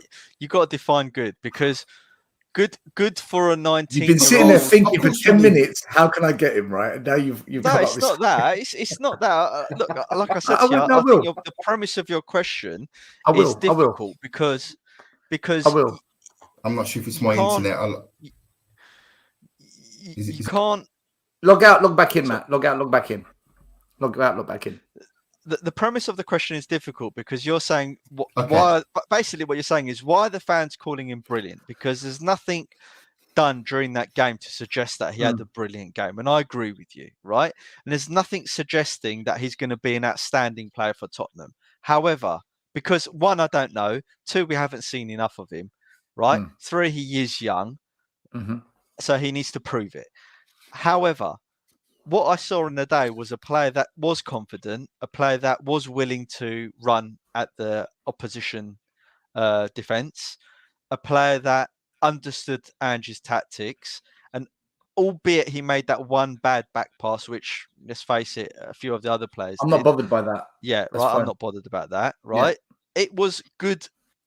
It wasn't a bad. It wasn't like someone said in the comments, like do you remember Porro's first game, right? That was awful. He's first when he first came to Spurs, he was like, "Oh my god, what have we bought?" Right? So I don't think Odegaard had an awful. Well, no, hold on, no. So because Porro had a bad one, because Odegaard's wasn't bad, therefore it's good. No, I don't think it was good. I thought it was an okay debut because I thought, he tried to do good things. He did look confident. He put his hand out quite often saying, "Give me the ball." He commanded, I want the ball. But as an attacking forward, I'm looking at beat your man, create chances, put killer passes through, get some good shots on goal. Can you create openings? And I'm looking at all these metrics, and I didn't see that in the game. I really kept a close eye on him. No decent crosses into the box. You're not going to like what I'm going to say. That's fair. Well, I'm going to come to you. Alex, I'm going to come to you. I just want to answer Maz. I will come to you because I know you're going to go on a wild one, I can tell. But I just felt that there was no end product to his game. Did he try? Absolutely. Is he only 19? Yes. Do I think he'll get better? No doubt, because he showed to me that he can be coached. I can see very quickly, like players come to me on trials, and I've got to pick players at trials. Yeah, fair enough. And the first thing I look for, Maz, is can I coach you? Can you be coached? And yes, he can be coached. I can see it. But just on this one game, only this one game, there was no metrics by which I say that was really good. Yeah, but I don't think he was crap. I don't think he's terrible. I don't think get rid of him. I'm thinking I want to see you play 15 games, and then I'll tell you. Yeah, look, you've given a good baseline for what you expect good to be, and on that baseline, I agree with you. Alex, you wanted to speak about Odegaard. Yeah, I can only come on this point because I've got to do something at the moment, but I had to come on because I think people are just waffling right now. Honestly, I'm going to be honest with you, yeah, right. Like I said on Dan's show, by the way, the Hotspur Hood, you should be subscribing to him as well, by the way, yeah, right. It's like Bergwijn on his debut scored a goal and won us the game. That's a debut, yeah. That's a debut, yeah. I'm sorry, we're getting too nice. We're getting way too nice. Yeah, like I said before, I was at the carnival yesterday. I got rejected by loads of ladies. You know why? Because I'm not confident enough. Yeah, right. I'm not confident. It's unfair. Life is unfair. Life is unfair. Yeah, and I'm sorry. We need to be harsh. Yeah, if you're gonna talk about us being a top club, right? You got to start making yourself known right now. It's the club's fault for putting this guy under pressure already. It's the club's fault because I got Timo Werner in. It's the club's fault. Yeah? What you should do, get a star player in, so then put him as understudy, right? And then you don't have to look at Odegaard at the moment. That's the problem. You put him as the main guy. You put him as the main guy. And that is the problem. Because I'm sorry, there was nothing in that debut telling me he's a great player. Yes, he's trying. He's trying. I try a lot as well. I don't get points for that. It's about me doing the job, because if I don't do my job, I get sacked. I'm sorry. It's as simple as that. And hold on, Alex. This is where I'm going to push back on you. And we had this conversation earlier. You can't expect every player to score in their debut. And number No, two, I'm not saying that though. I'm no, not but saying that though. But I'm saying, but you justify but, Bergwijn as having a debut because he scored. but if we're gonna start talking about great debuts, Bergwijn scored on his debut, and that was a debut to make an effect, and that's it. Some of the stuff I've heard. But what I'm saying is because he didn't score, fair enough. I agree with you. I don't think Odebert had a great debut, but I don't think it was a bad debut. I thought it was. Oh no, but the thing is though, It was all right. Stelios. It was all right. I'm fair enough though, Stelios. But when you're playing for the top club, who's supposedly top 6 club, right? You've got to show yourself from the very beginning because you've only got a small window. For top but Heung-min club, Son didn't. Dennis Bergkamp at Arsenal I know, didn't. but They turned out to be brilliant players, didn't they? So Son you've got to give proved him himself time. though. Yeah, Son proved himself. Yes, over time, yes, he did. Yeah, and he also had a very good coach in Pochettino as well, which again I doubt Postecoglou is at the moment. So it's on him to make him better. But my point is, right, is that I'm sorry, I cannot start giving encouragement to someone who's just done a little bit, showing confidence. Yeah, and I'm going to be harsh because if he's got the arrogance, if he's got the swag, he'll say to me, Alex, yeah, you don't believe me, but I'll show you. I'll show you. Yeah, I'll show you next game. I'll show you in the next 10 games what I'm all about then. You know what I mean? But I'm sorry, this waffling from us right now, saying, oh, he's a nice guy. Oh, yeah, he's done okay. Just for the audience. I'm sorry. I'm done with that. I'm done with that. Right? You come to Tottenham Hotspur, you make yourself known now.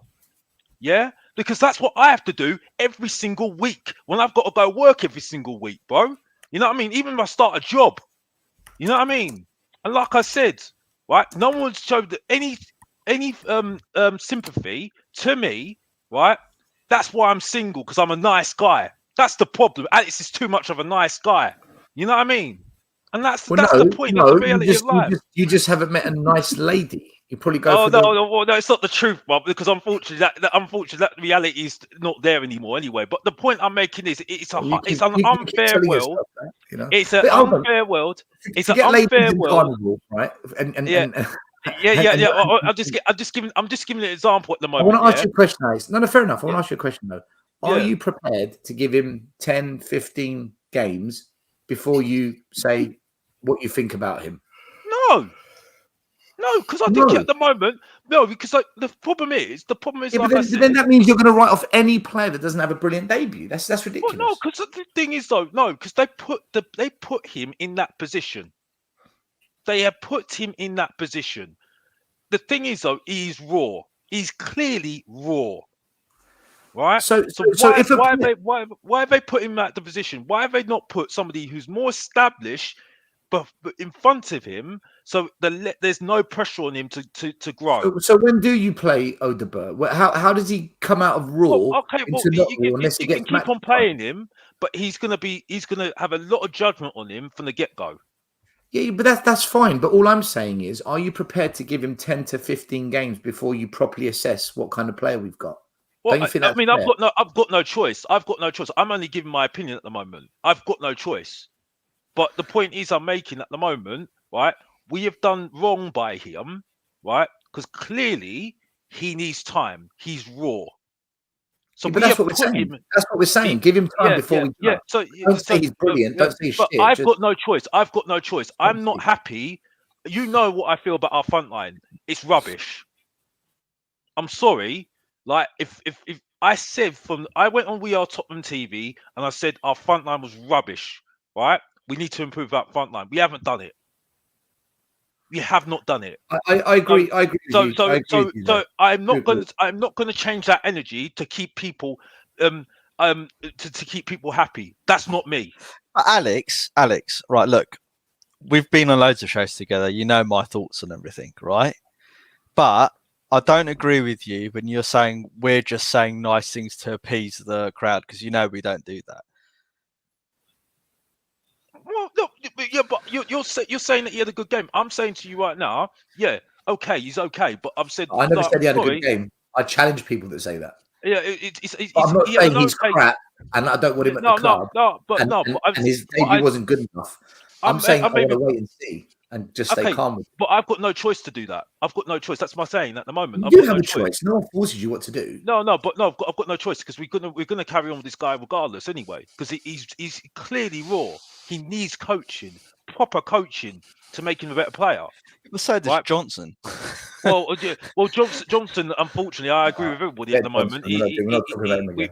We haven't got a great thing. And again, this is nothing against Matt because I love Matt. He's a lovely guy. You know what I mean? Beside me right now, I love him. But the point is, yeah, in a nice, you know, not love. You know what I'm saying, Matt. Anyway, but the point is, yeah. I know. Sometimes my mouth digs my hole in myself, but you know that's how it is, isn't it? You know what I mean? And Adam Phillips, no, I still support Tottenham, mate. All you had to say was big up my boy Matt and just leave it there. Big up my boy Matt and just get back in your box, Adam Phillips in the chat. Anyway, moving on. My point is, yeah, it's like, you know, as far as I'm concerned, we put him in a bad position because we put so much pressure on him to grow, right, in a team, right, that should be challenged for top 4. I'm told. Alex, So, look, for I me, agree with you, right? I agree with you. This whole project is farcical, right? We've bought 2 18-year-olds expecting them to come in and do something, right? We've got Timo Werner in again. We're playing Johnson, right? You know, Solanke, we'll see what happens with him. But as far as I'm concerned, he's had one good season. You know, he's equal to Richarlison as far as I'm concerned. It's up to him to prove us wrong on that, right? We've got problems in the midfield. We haven't got sufficient backup. So you're right in what you're saying, that our standards should be way higher. We should be signing much better players, right? And I don't think we're differing from that. However, we also shouldn't be unfair or unreasonable to the guys making their debuts, right? And I don't want to come on and say Odebert, he's shit, or he had an average game. He came on, he did what he needed to do, right? I thought he was good. I'm not, and my good isn't necessarily the same as Still's, what Still thinks is good, right? But I'm saying good for what we have, which is not very good in terms of the quality of players. He was okay. He was okay, better way to put right? So, and that's that. I'm not going to judge him until I see him play more. You know, I can't. That'll be unfair of me, and that'll be remiss of us to do that. You've got to give players at least 10, 20 games. I mean, if you recall last season, and I was saying to the guys in our private chat, we didn't really call Johnson rubbish until 3/4 of the season had gone, and we gave him sufficient amount of games to prove that he was rubbish. I said he was crap after about 12 games, mate. Yeah, but you're unreasonable, Dan. You know, terrible. I think you get my point, Alex. Yeah, I get. I think the important thing is at the moment he's good for what we've got. So the standards of our wingers are that low at the moment. He's good for what we've got. No, he's not. No, he is not. We need to get that happy clapper James Fowler in here. He's no. I like James. I like James. He turns James up. is quality, mate. James is quality. Happy clapper James. He needs to get him on. James is lovely. He turns up for debate all day, and I've got to respect that. James, My point is, Alex, I'll give you that, mate. You are a bit of nice. You are nice. There's a lot of love in you. There's a lot of love. I know. But the point is, because I've got to let Matt have his say, because I feel bad that I'm taking the spotlight from him, by the way. The point is, right, is that it's like, he's better than Johnson. Well, that shouldn't be a standard. I'm sorry. That shouldn't be the benchmark. Like I said, Porro up there for God's sake. Well, I'll be honest with you. Porro is better than most of our wingers, and that's embarrassing. That's embarrassing. I'm sorry. No, he is a winger. He is a winger, he's a right? bloody winger. Well, that's the thing. And he's our wing. He's our fullback. Honestly, it's embarrassing. He's not as good, but he has got Gareth Bale written all over him. Not to the same standards. But sooner or later, a manager of some standard quality is going to sit there and go, hang on a minute, mate. You ain't the greatest defender, but you ain't poor, but you can cause trouble up that end. Someone like Redknapp wouldn't play Matt right back. This is the point. We go back to Porro, right, being a better player than most of our fullback, our wingers. That just says it all for me. That just says it all. Okay? And like I said, again, maybe I'm being harsh, but life is unfair, right? And if I go on that basis, I'm going to be harsh. I think we've had enough time to figure ourselves out at the moment, and this summer has been embarrassing. I It's agree been with you, Alex. embarrassing, right? And I'm sorry, I told you I'm going to be a nightmare this season when I come on the stream. If I hear something I don't like, I should not listen to you. I love your show, Eselios. I love your show, bruv. But I should have just not watched it because I knew if I hear the word Audibert, I wanted to come on and say my piece, and that's it. I'm sorry. You know what I mean? And that's all I need to say. Back to you, Slips. I'm done. If you don't know, get Well, out. look, I'm going to shift it to this guy, Matt. You haven't spoken for a bit. Mickey van der Ven. Another solid performance, made 2 half-decent recovery runs down the flank. An unbelievable blistering turn of pace. And what really impressed me with Van der Ven's assist wasn't the fact he ran the length of the pitch. It's the fact that he ran at full pace whilst keeping control of the ball. Running with the ball at your feet and then going into dribbling where people tried to take it off him. That's no joke. He made that look easy, believe you me. Keeping control of the ball at that pace, and he kept immaculate control of it. That was outstanding from Van der Ven. And then I'm surprised no one chopped his legs and took him down, to be honest with you. And then he had the composure to just do the simple thing and lay it off to Sonny, who scored. We don't really have another player at the club close to what Van der Ven does, do we, Matt? And if we lost him, I think the whole thing collapses on us. What do you think about Mickey van der Ven? Big up, James. Thanks for coming on, by the way.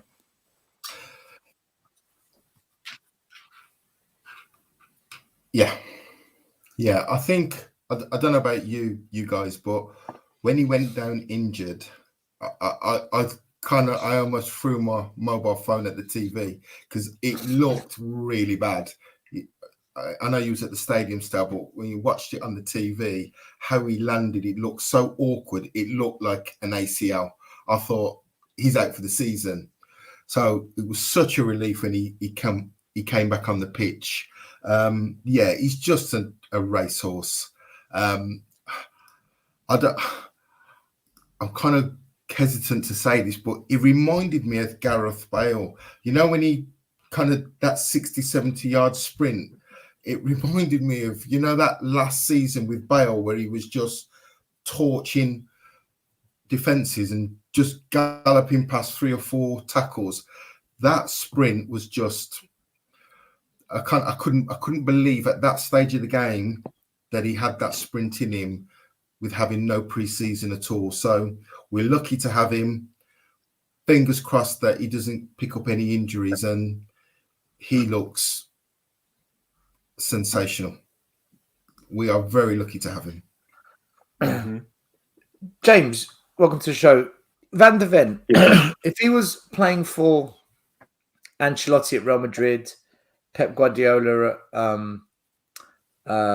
Man City, Alonso at Bayer Leverkusen, any big club, any top manager, even Liverpool, Arne Slot, would everyone be saying world class, brilliant, amazing? But because he's at Spurs playing Ange ball, he's not quite getting the credit he deserves, or are we overhyping him as fans?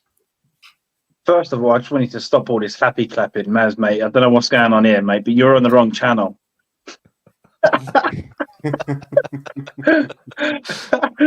For me, I said it last year. Everybody was talking about Mickey van der Ven because he made that last-ditch tackle or that 40-yard sprint. But for me, Romero is levels ahead of Mickey van der Ven when it comes to actual defending, like actual physically defending. If you take van der Ven's pace away, I think you've got half of the player, if that makes sense. So, and like you said, because it's Spurs, we're so deprived of everything. The moment you see something, you get carried away. So why is it rival fans? Why do rival fans then, when they talk about our players, they pick Mickey van der Ven out and they never really mention, and they criticise Romero? Why do they do that then? Because all the highlight reels are Mickey van der Ven, ain't they? All the last minute slide tackles are Mickey van der Ven. The last sprint back is Mickey van der Ven. It's all kind of... Yeah, but when you look at Romero, did you know last season Romero was a high scoring defender last season? And he scored more than Maddison last season, by the way.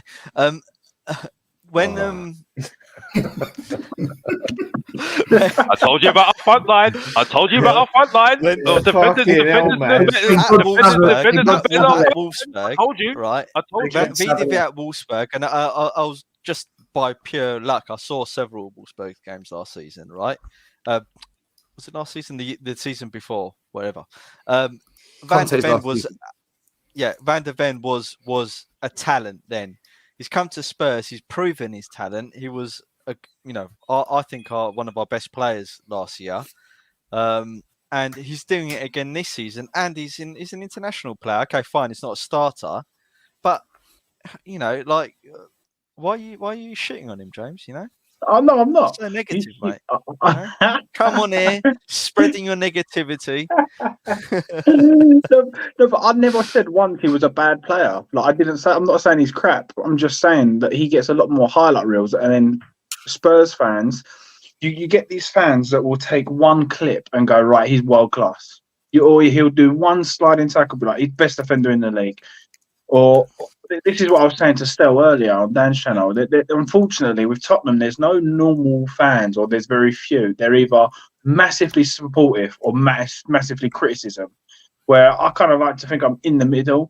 So by having a criticism of one player, don't mean that they're shit. Like I just think personally, as a centre back, I actually think Romero was better than Van der Ven. But the fans that I'm talking about go, yeah, but did you see that last minute challenge? But there's more to it than that. Can I bring up something for you guys here, right? So last year there was a big argument on our Thursday show, North London is ours. Stefan and I were at it all season, Saliba versus Romero, whatnot. So I actually kept tracks on this. And at the end of the season, I looked at the 30 key metrics you would measure a defender at. Interception, blocks, clearances, playing the ball out from the back, aerial duels, ground duels. There was something like 30 metrics that you would look at a defender, the basic metrics. I didn't go super deep, but do you know who came top out of Arsenal and Spurs' defenders? Gabriel. Yeah. Gabriel. Do you know who came second? Romero. Yeah. This is what I'm saying. It was Saliba. Back to you, Stel. It was Saliba, and then Mickey van der Ven came bottom. So then that got me thinking, right? Out of the four, Mickey van der Ven came bottom. So I'm thinking, right, can we just go by the stats? Because the stats can be misleading. So if you look at the eye test, you think, hold on, this doesn't make sense because Romero's more rash. Van der Ven's not rash. Then what I realized is this. The system we play 100% suits Van der Ven's game more than any other player. He's more consistent. Still, that system only works with Van der Ven. Correct. Yeah, agreed. Correct. Can we say, because that's interesting you say about Gabriel. We don't know what Van der Ven will look like in a different system though. So we can't. It's a difficult one. This, but go on, Alex. Can I say that's an interesting thing that you say about Gabriel, because I know that a lot of people, I think some Arsenal fans rate him more than Saliba because Gabriel's had better season than Saliba, and that's it. And I think he was better than Saliba last season. He was. Yeah, that's what I've heard. You see what I'm saying? I think they're saying now that if Gabriel's injured, that's the more of a miss than Saliba now. That's what I'm hearing as well. And it's interesting that Romero, because I think from what I've listened to you, James, and to be honest with you, you make a lot of sense what you're saying. Again, don't get used to it. Mr. Box Office is agreeing with you because that you should treasure that for the rest of your life. The point is, yeah. You've got the word love, Alex. Alex, you didn't use the word love. Oh yeah, but you know how it is. Alex, you need to talk to the ladies like that, man. I'm too kind. That's why I'm a loser. Anyway, moving on. But the point is, is that I just think, I think he has a very good point. I think if Van der Ven doesn't have his pace, I think he would struggle. I think his pace does help him a lot to get him out of trouble a lot of the time. You know what I mean? Going back, but I do think Romero has got the qualities, and he has shown it in Argentina when he's won the World Cup and won the Copa America twice. You know what I mean? So he has got the qualities. He's shown it, and he's won with it as well. So I do think James makes some very good points, to be honest with you, on the two defender fronts and Romero, and that's it. I think Romero gets a lot of harsh criticism because of the standing he is at the moment. You see what I'm saying? Because I think a lot of people think this guy is definitely. Well, I think he's gone to Real Madrid at the end of the season. You know what I mean? So I think that's why he gets a lot of harsh criticism. I've got to be honest, and that's it. But yeah, like I said, I think James makes some very good points. I just want to quickly say, Indian Guna, right? You're right, but you're wrong. Okay, you did say 2 years ago Gabriel's a good defender, and my literal words were like Spurs fans, Arsenal fans are dense too. 2 years ago, he was shit. Made a lot of mistakes, cost you games, but the difference is now you've got Declan Rice and Partey in front of them.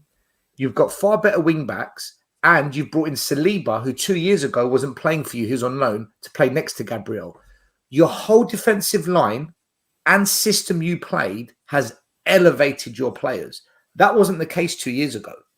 If you go back to that old system, you'll see the old Gabriel. So I agree, but I disagree. And I actually put the same argument with Romero.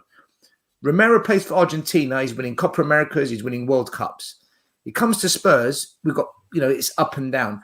I actually think if you took Van de Ven and Romero, put them with a coach that plays a different system and put a better caliber of player around them, I think you've got two excellent centre-backs on your hand. I just think Spurs aren't getting the best out of them because of many factors. That's my personal opinion. They've got no protection. I would with Romero as well, and this is like a bit bold, but I would say he's the best passer of a ball of any centre back in the game today. I think his passing of a ball is ridiculous. I mean, then you put 2 or 3 like key balls to Maddison this weekend, like straight to his foot, little chip over the top, continuously. For me, Romero's passing range is just a joke. But I would say Van de Ven is more consistent. Romero is more. He's more likely to make a silly mistake. I think he switches off for a moment or two. But I'd say Van de Ven is the more consistent out of the two. But I'm not saying he's better. Do you know what? They're two very different players. One is more technical on the ball in terms of travelling with the ball and a counter-attacking play and is better at getting across the pitch quicker and winning the ball 1v1 sprints.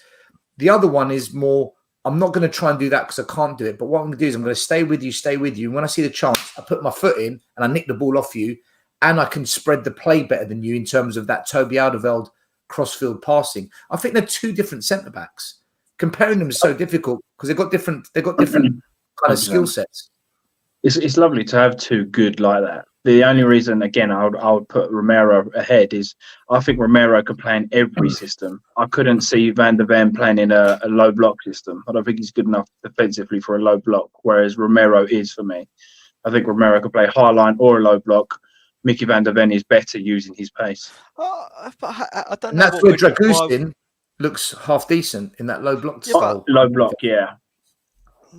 I don't know. I think we're being too harsh on VDV because we're not really Stop happy seeing clapping, man. This is not a good look for you, mate. You're flip I don't think flopping. it's happy clapping. I'm just talking sense, Listen, I think both of you got a good point because Nige. I think Van de Ven is a good defender. I think it's a good point because I think Nige Pure Coys, and I have to respect him because he's subscribed to my channel recently. I do watch and I respect him. He says that it's like Van de Ven's lost his pace as well. You know what I mean? Because Romero has aggression as well. So I think what you said, Stelios, to be fair to Van de Ven at the moment as well, because I thought that run was absolutely fantastic what he did, right? And he does save us a lot of the time, even though he's got a lot of pace as well. I think the system, what you said, Stelios, I think you're making a good point there. To be honest with you, I don't think it helps the defenders. And that's it for me as well. But I think every Spurs fan knows that, Alex. It's whether they want to say it or not. No. I'm just saying, I'm making you right. What you're saying, I agree with what you're saying. I think you're right. And but I think it doesn't work for most of our players in that system. To be honest with you, I don't think it gets the best out of them at all. But if we just talk about those two defenders, I don't think it helps us. I don't think it helps them. And that's it. I think it leaves them exposed, if that's the right word to say. On the defensive side, it's not going to work for nobody. I've said it a million times. Go put the best defence the world has ever seen out there. They are still going to concede 40, 45, 50 goals. This defence system he has is suicide football. Dan, let's come on to that, right?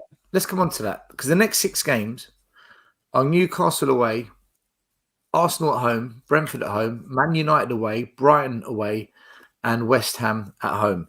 Now, 1, 2, 3, 4 of those finished in the top 10 last season. I think Brighton will finish in the top 10 this year without Europe, and they've had a good transfer window. So I'm going to say 5 of these teams are top 10.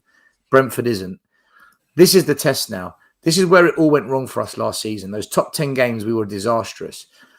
Is now the time, guys? And, you know, the title of the show was The Real Test Starts Now. What do you see happening here? Because for me, this is where Ange is now going to show. Can he adapt? Is he tactically astute? Are the players good enough? Do we make the right subs at the right time? Can we capitalize when we have the dominance in attack? Defensively, can we hold it together? These are all the questions we've got now. Is this the time we find out, or is it too early? I personally think you've got to show yourself now. Yeah, we're in a Juan de Ramos moment, aren't we? Like these first 8 games will effectively, you know, make or break Ange. Because if you know, if he doesn't win any of the next lot of games, or he gets 4 points, which is what I'm predicting, and we're right at the lower end of the table, I think Daniel Levy is going to pull the trigger. That will not be acceptable to him, or he'll you know, make it to clear to Postecoglou in no uncertain terms that he better pull his finger out, otherwise he'll be gone by Christmas. What's everyone else's thoughts on that? It's true. He's got to get his act together, and this is where we're going to see whether he's adapted or can adapt. Maybe the last 2 games he didn't need to adapt, because it's games like that where his system will work, and then there's another lot of other games where it is not going to work. So this is where we see what has Ange learned, if Ange has learned. Has the club got more balls on it? Can he make subs at the right time? Have we even got subs that can make a difference? These are going to be a few games where it's going to tell, what are we? Because if he goes and loses, let's say 4 of those games, the shit's going to hit the fan, and it's going to hit it hard. Do you know what I'm most looking forward to seeing? And this is, and do you know what, by the way, I can't wait for these games, because I've been bored watching us against Everton and Leicester, because these games mean nothing to me. I know we're better than them, and I know we should be beating them, and we should have beaten Leicester as well. These are the games I'm looking forward to, because I don't know what we're going to do. And I really want to see when these teams put the pressure on our defence from set pieces, corners, counter-attacks, building up the play. What do we do as a defensive unit from midfield, defence and keeper? What do we do? Do we show that we've grown, or are we going to crumble like a biscuit dunked in hot tea? You know? Yeah. Go on, man. I listen. I do agree, because I actually looked at the fixtures, and I actually look at them. I think those are hard fixtures. Those are very hard fixtures. I've got to be honest. One thing I will say about what Maz says, I think I can see what he's talking about. If they lose their nerve that quickly, I think they've got a lot of answers to say right now. To be honest with you, I think they've got a lot of answers to say if they're losing their nerve on this guy too quickly for me. But they've got form for it, haven't they, Alex? Yeah, I know. But listen. You make good points. I'm just saying that if they lose their nerve, it really doesn't look good in my eyes. You know what I mean? It proves my point so much. But yeah, I do think the problem I have at the moment. The problem I have at the moment is that I think we are going to struggle in these big games because of our midfield and our forward line, especially now Solanke's out for one of the games tomorrow against Newcastle. Yeah, and that's my concern. And we've got Audibert, who's still learning. He's still raw. You see what I'm saying?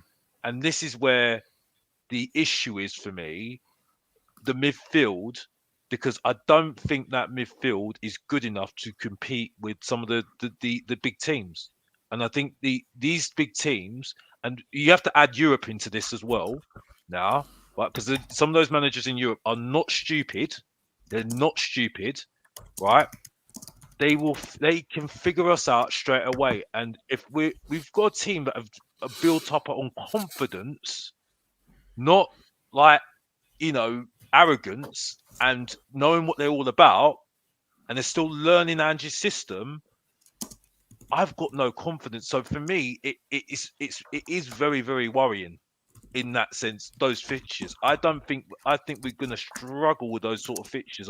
The Arsenal game worries me because Arsenal don't have to play well to beat you. That's what worries me. You know what I mean? I think Man United will show us a lot because Man United are kind of like a little bit better than us because they've won trophies, but they're up and down as well. They've shown against Brighton as well. You see what I'm saying? But it's just so much there that for me at the moment, with Europe as well, with the Carabao Cup as well to worry about, and internationals as well, because they're going to go in, some of these players are going to internationals. It is very concerning. It is very concerning, and some of the players get tired as well because they got tired last season as well. So you add all those elements to it, that looks like a nightmare for me. I'm sorry, I'm just being honest. I'm going to be honest. Let's go through it quickly. Let's go through the games. By the way, Tony Rodriguez, thank you for the super chat. Question to everyone on the panel: what does your starting 11 look like against Newcastle on Sunday? I think it's going to be pretty much the same as the last game, personally. Do you guys think there'll be any major changes? Do you think it'll be pretty much the same as the game? Yeah. The only thing I think he might change is put Kulusevski on the right, Son in the middle, Odegaard on the left. If he starts Werner, then I'm done. And he might start Sarr in the middle.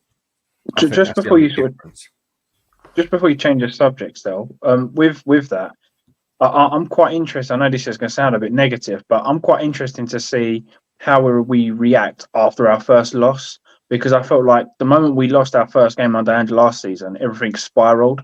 So it'd be quite a good indicator to see if we do get beat the following game, how we actually react and come back and like put in a performance, or if we just get beat and turn into that spiral again. The thing is, our first loss was catastrophic because Udogie got a red card, Romero got a red card, so we got 2 suspensions. Maddison went off injured for 3 months. Van der Ven went off injured for 2 months. We literally imploded in every way possible. It was the worst, and it was against Chelsea, which compounded everyone's misery. It was a cesspit of a loss, man. That couldn't have gone any worse if we tried. No. By the way, it couldn't have. It was as bad as it could get. I know I'm going to go off on a tangent here. I was about to say, other than the roof collapsing, it couldn't have got any worse. On Saturday at the game, do you know what happened? The roof was leaking. Like, it was gushing with water in the south stand right at the front. And everyone was looking at it. It's like a £1 billion brand new stadium. And the water was like Old Trafford. not that bad, but yeah, basically. That's what people were saying. Look, if we go for these 6 games, so Newcastle away last year, we got battered 4-0. Arsenal at home, we lost 3-2. Brentford, I think we won 3-2. Man United, we drew 2-2. Brighton, we got battered. Was it 4-0, 4-1? 4-2. We went 4-0 down, we lost 4-2. And West Ham, we lost 2-1. So in these results last year, it was loss, win, draw, loss. So 4 losses, 1 draw and 1 win. So we got 4 points from this last season. What do we think is going to happen at Newcastle on Sunday? Newcastle aren't in good form. They've just about won the first game. They should have lost the game yesterday. On the weekend against Bournemouth. Tonali's back. They've got, I think, 2 or 3 of their defenders out. This could be a game that Spurs might get something from, It could be that game. Or they raise the stadium atmosphere levels, the players step up and they just sit deep and hit us on the counter and we get sucked in again. I don't know, man. I thought we were going to lose this, but watching Newcastle on the weekend, I'm not so sure now. I think we're going into the game with more confidence than them. Yeah, but look at the team they had last season. That they had something like 8 of their first 11 missing, and they absolutely schooled us. Yeah, that's true. I tried to be positive. I really tried. I really tried. I think we'll beat them and keep a clean sheet. Really? Yeah. Clean sheet. Hey, wow. They seem to turn up against us as well. I think because we're effectively just like everybody else does. Well, we're their immediate rivals in the sense of fighting for that 6th, 5th, 4th space now, aren't we? So it means more to them. But I mean, we'll have to see. I really don't know. I think this batch of 6 games is the most interesting lot of games under Ange that I can remember, to be honest with you, because it will really show whether we've progressed from last year to this year and whether or not everything that he said in the press conferences about how, you know, the way that he's molding the squad and it's who we are, mate, and this is the type of football we play, mate, and all that sort of stuff is true, you know, and it's working. I think it'd be interesting to see if Archie Gray and Berval play. That's the ones I'm interested in, because we make such a big deal about these players, and in these games, if he really believes in these players, we'll play them then. See if they sink or swim then. So I'm sorry. Unfortunately, again, I'm being harsh, but unfortunately, this, like I said, I'm sticking to what I say. You know, you put them in this position.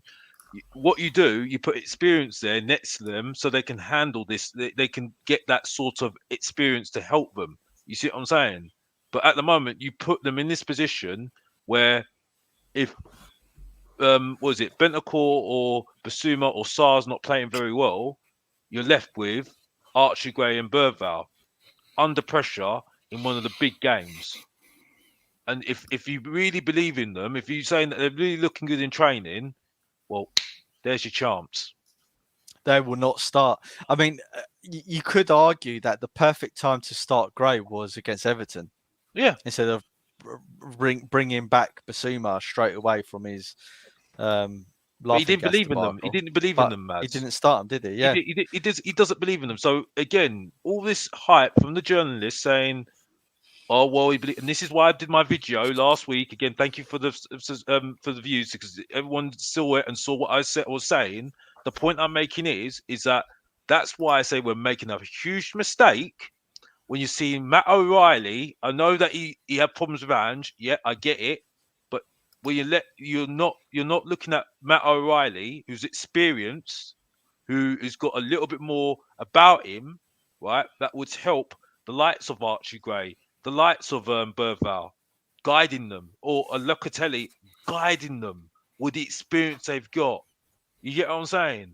Yeah. Or bring them on when we're 3-0 up, for God's sake. Exactly. But what you're doing is you're putting pressure on them and then saying to the fans, well, just give them time. Give them time.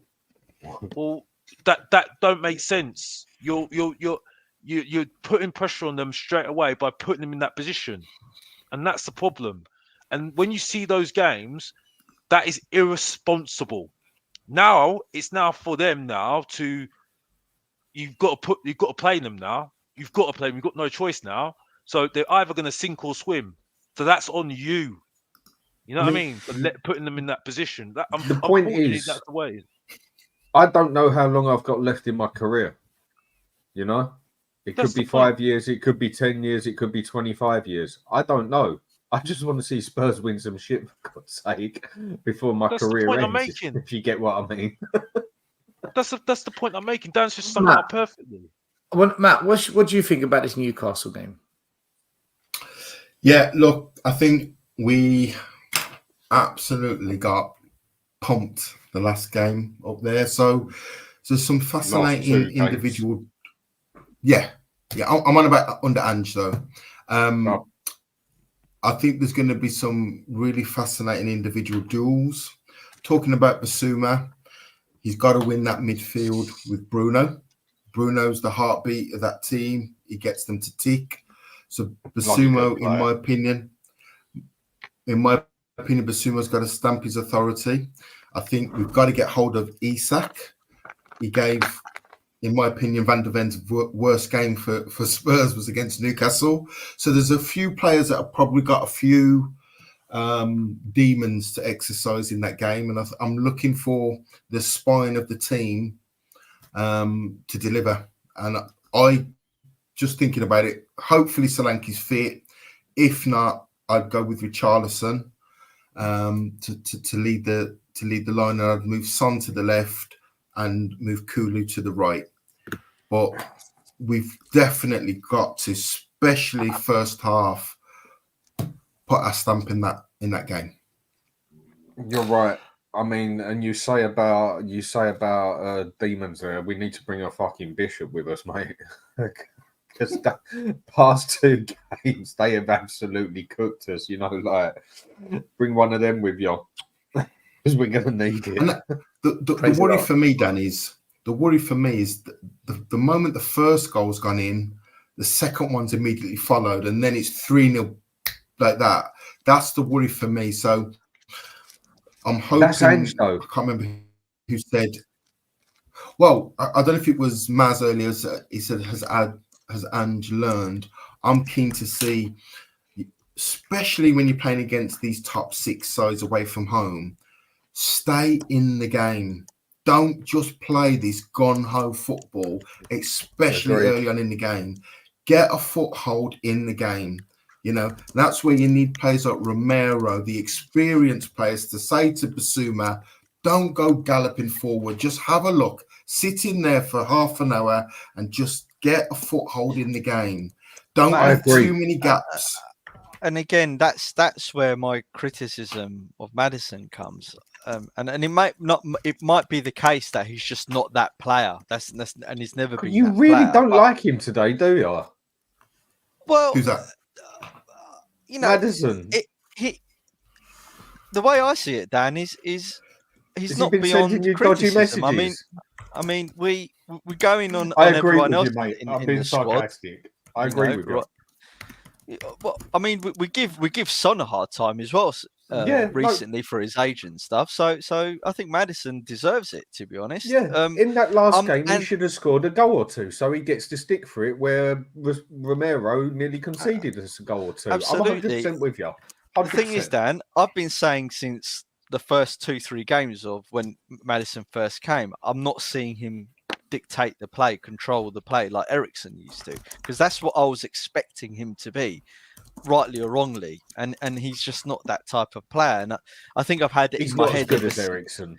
Yeah, I've had it in my head ever since then that he should be that player, and it's dawning on me that he's never going to be that type of player.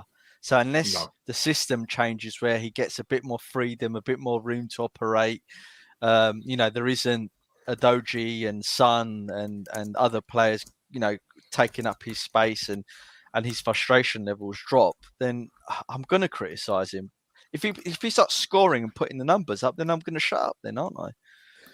I do think the problem we've got in that team, definitely. I mean, and I think, Alex, you put it spot on, mate, like a lot of other stuff I do. I don't love you or nothing, mate. I just think you're a good fella. And no. I'm being sarcastic, bruv. I'm being sarcastic. I know. And like I've said, I've stuck up for you so many times because I think you've shut a lot of people up. Yeah. The problem is with that team, bar 1 or 2 players, I say they're just a bunch of bitches. The whole lot of them, they really are. As soon as it don't go right. I mean, Son, captain, no. As soon as it ain't going right for Son, his face hits the floor like a sack. He almost looks like he's going to cry. Jamie Maddison starts throwing tantrums and pushing people about and diving all over the place. Johnson, he's just a bitch anyway. And the midfield we've got are no better. And then the defence has actually got some balls on them, like Romero, and I would say Van der Ven, Porro as well. Doji just gets to that stage where he just thinks, do you know what? I can't be bothered anymore. And then Vicario just goes right into one. That team, that squad is just full of bitches. Simple as that. I just got a quick super chat here from Della Spurs, who says Spurs fans are too emotional due to decades of neglect from the ownership. That's why fans are so divided and reactionary on everything, and why criticism for players are taken as personal attacks. Yeah, 100%. He's pretty much nailed it, hasn't he? Well said, Della Spurs. Yeah.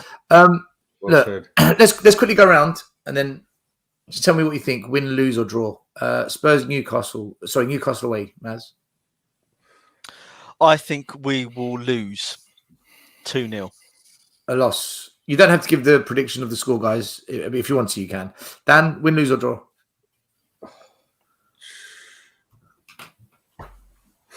With the injuries they've got and everything, we should win this game. But then they had more than 3/4 of their team missing last year. Bear in mind, Solanke's going to be out. Bentancur might be out, and Udogie now has got a suspected injury, so he might be out.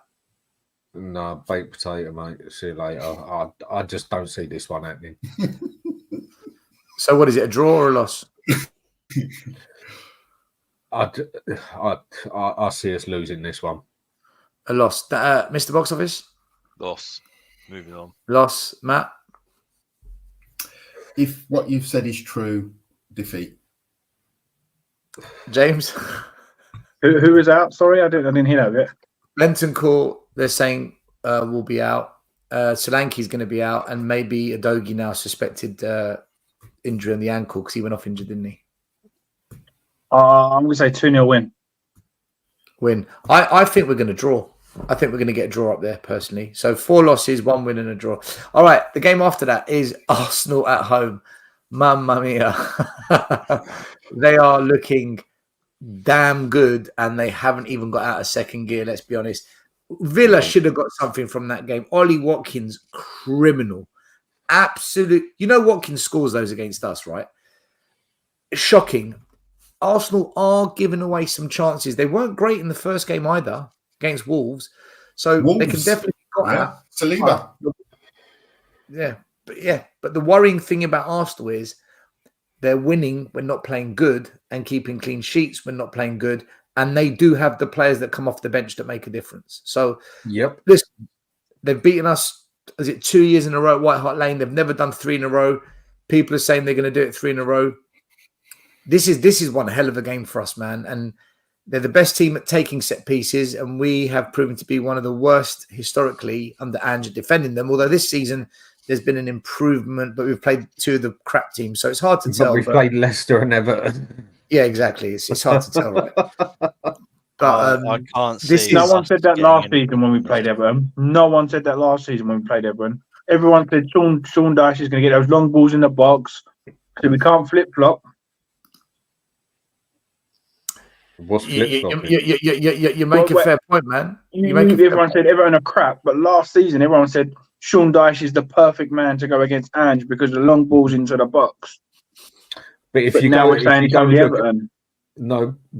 look at the whole statistics, we are 16th worst in the Premiership. Is it 15th, 16th worst in the Premiership at set pieces? 16th.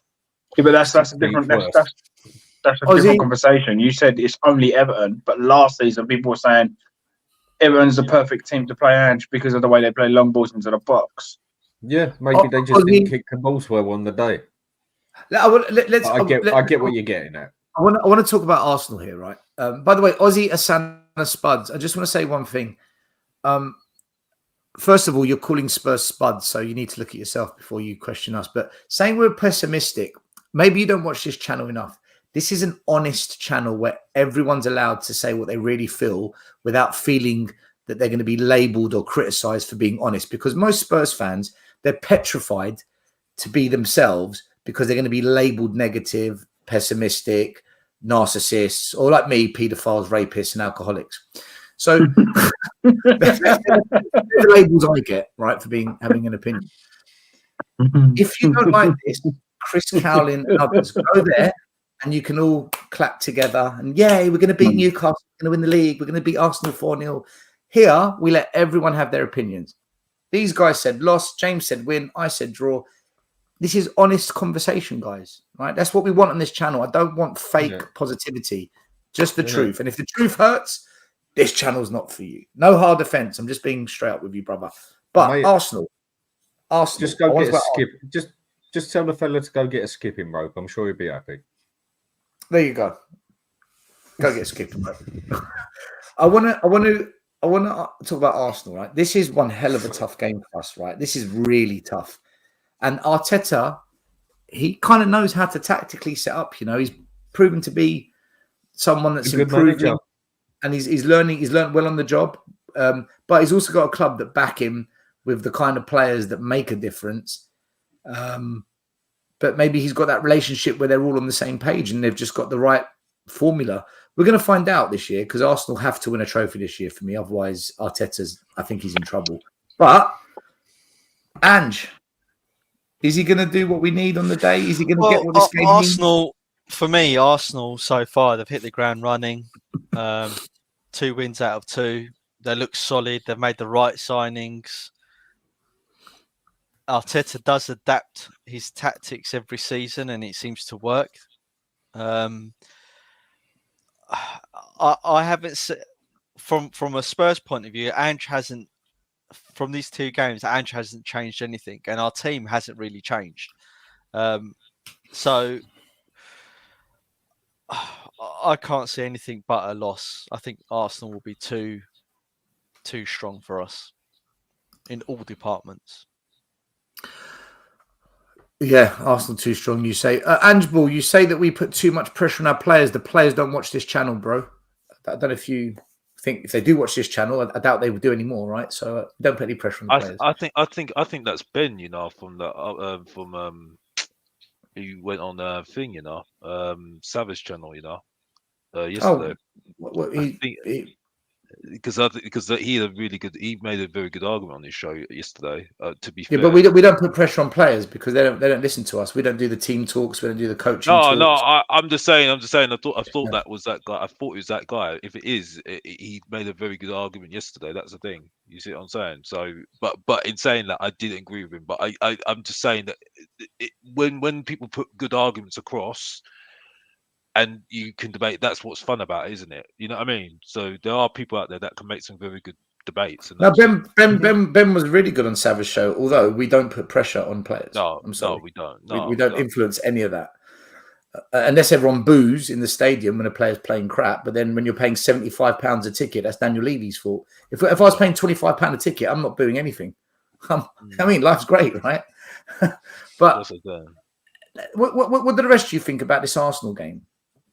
I think we're losing. You see this Arsenal? Go on, Alex. I think we're losing. I'm being honest with you. With that midfield and their midfield, so like I said, I'd rather have Højbjerg back in my team. That's how much I don't rate my midfield at the moment. And I'm looking such a hypocrite. I'm embarrassed saying that. I'm being honest with you. I like you. It's the question asked you the other day, isn't it? Who would you rather come on for the last 15 minutes to back your DM and everything? Would you rather Højbjerg or Gray? And everybody said Højbjerg. Now, you see with this Arsenal game, yeah, it's out the window for me in the aspect of when it comes to an Arsenal game, when it comes to a West Ham game, and I won't say a Chelsea game because we always get our pants down there and torn a new one. We're cursed, man. We're cursed at Stamford Bridge. Just cursed. Anything can happen, whether they're bottom of the table and we're top, or we're top and they're bottom, or whatever way you want to put it. You can put everything out the window in an Arsenal and Spurs game. You really can. A win, lose, or draw is possible. Either 3 are possible as far as I'm concerned, just as much as the other. I think we could lose it just as easy as we could win it, just as easy as we could draw it. I think it's one of the hardest games to actually call. If we're going to be technical about this, Arsenal should absolutely tear us one. And I use my saying that we walk off that pitch like John Wayne and he's had a bad night.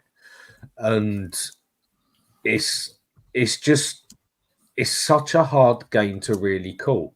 Technically, no. But realistically, yes. Because anything happens in an Arsenal game. Yeah, Dan. All stats go out the window, and anything. Yeah, is we heard that the last 2 seasons, and we got beaten twice easily. Dan, do you think that even now, Ange's first 10 games when he first came and how well we played? Well, we played well for about 6 of those first 10 and we games. had a lot of luck. Really well. We did, right?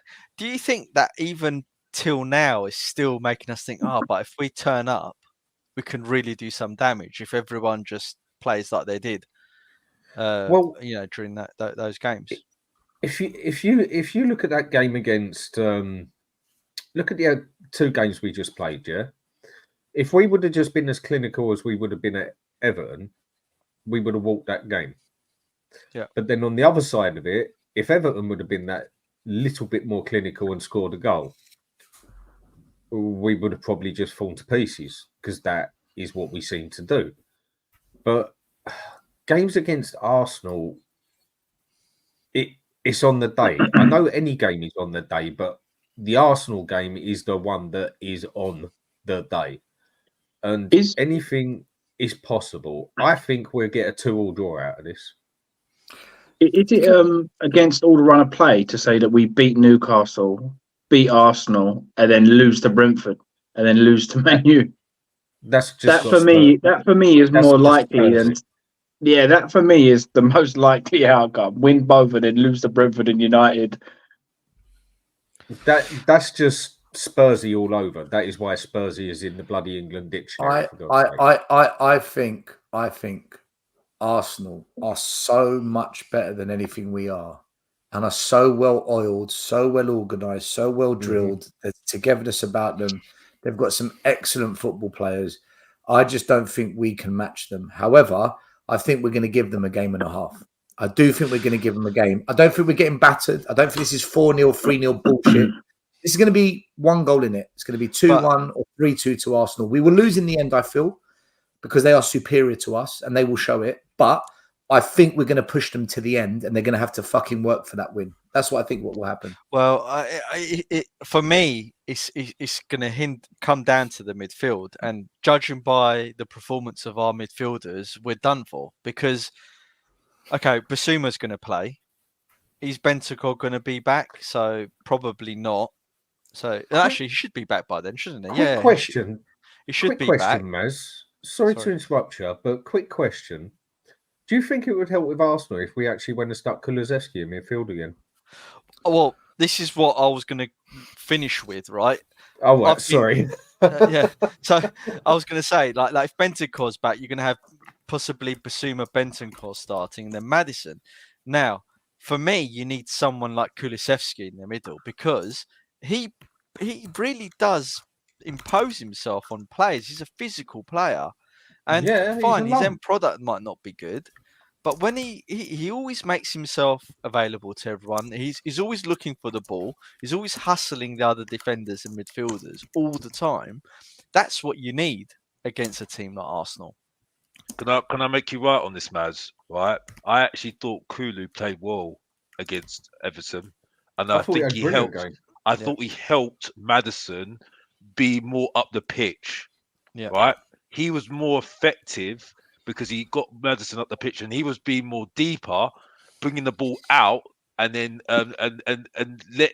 leaving the load off Maddison, being more attack. That's why you saw Maddison being more at the pitch, taking more of the shots, and that's it. And he was missing those chances, and that's it. Now, for me, I'm sorry. For me, he has to do it more. He's not consistent enough, right? This is against Everton. Great. Okay, next game you need to do more.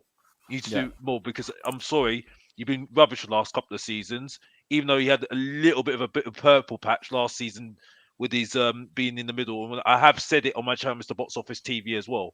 But today, on Saturday, it's shown that he had that role and he really taken to it as well. And to be honest, the first goal, he set that goal, even though I thought we got a little bit lucky. I've got to be honest. It was a good way that we produced it at the end, but you can see that he's making runs and he's coming from deep and he's lighting up the load for Maddison, and Maddison's being more dangerous at the end of the pitch, and that's what I liked about him. Yeah. You see what I'm saying? Well, he's got more option to pass than being stuck on the bloody right wing on his left foot.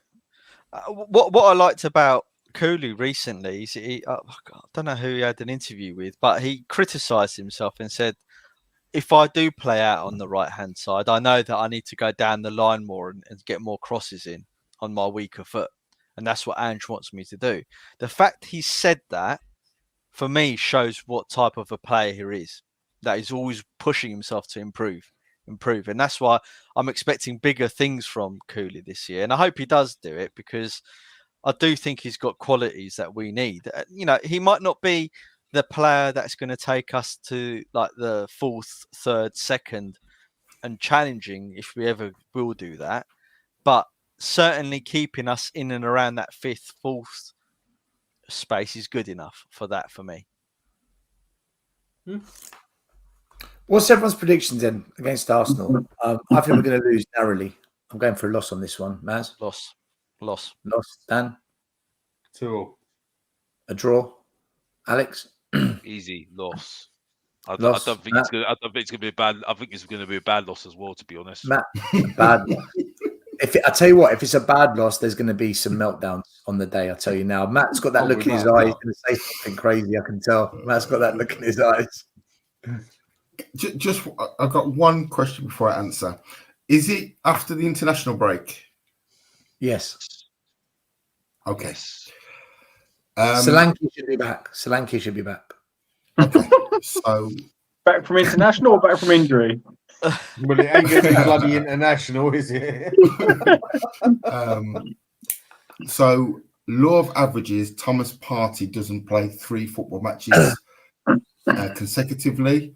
So, I might be clutching at straws here. I'm going to go for a 2-2, the fact that we're at home.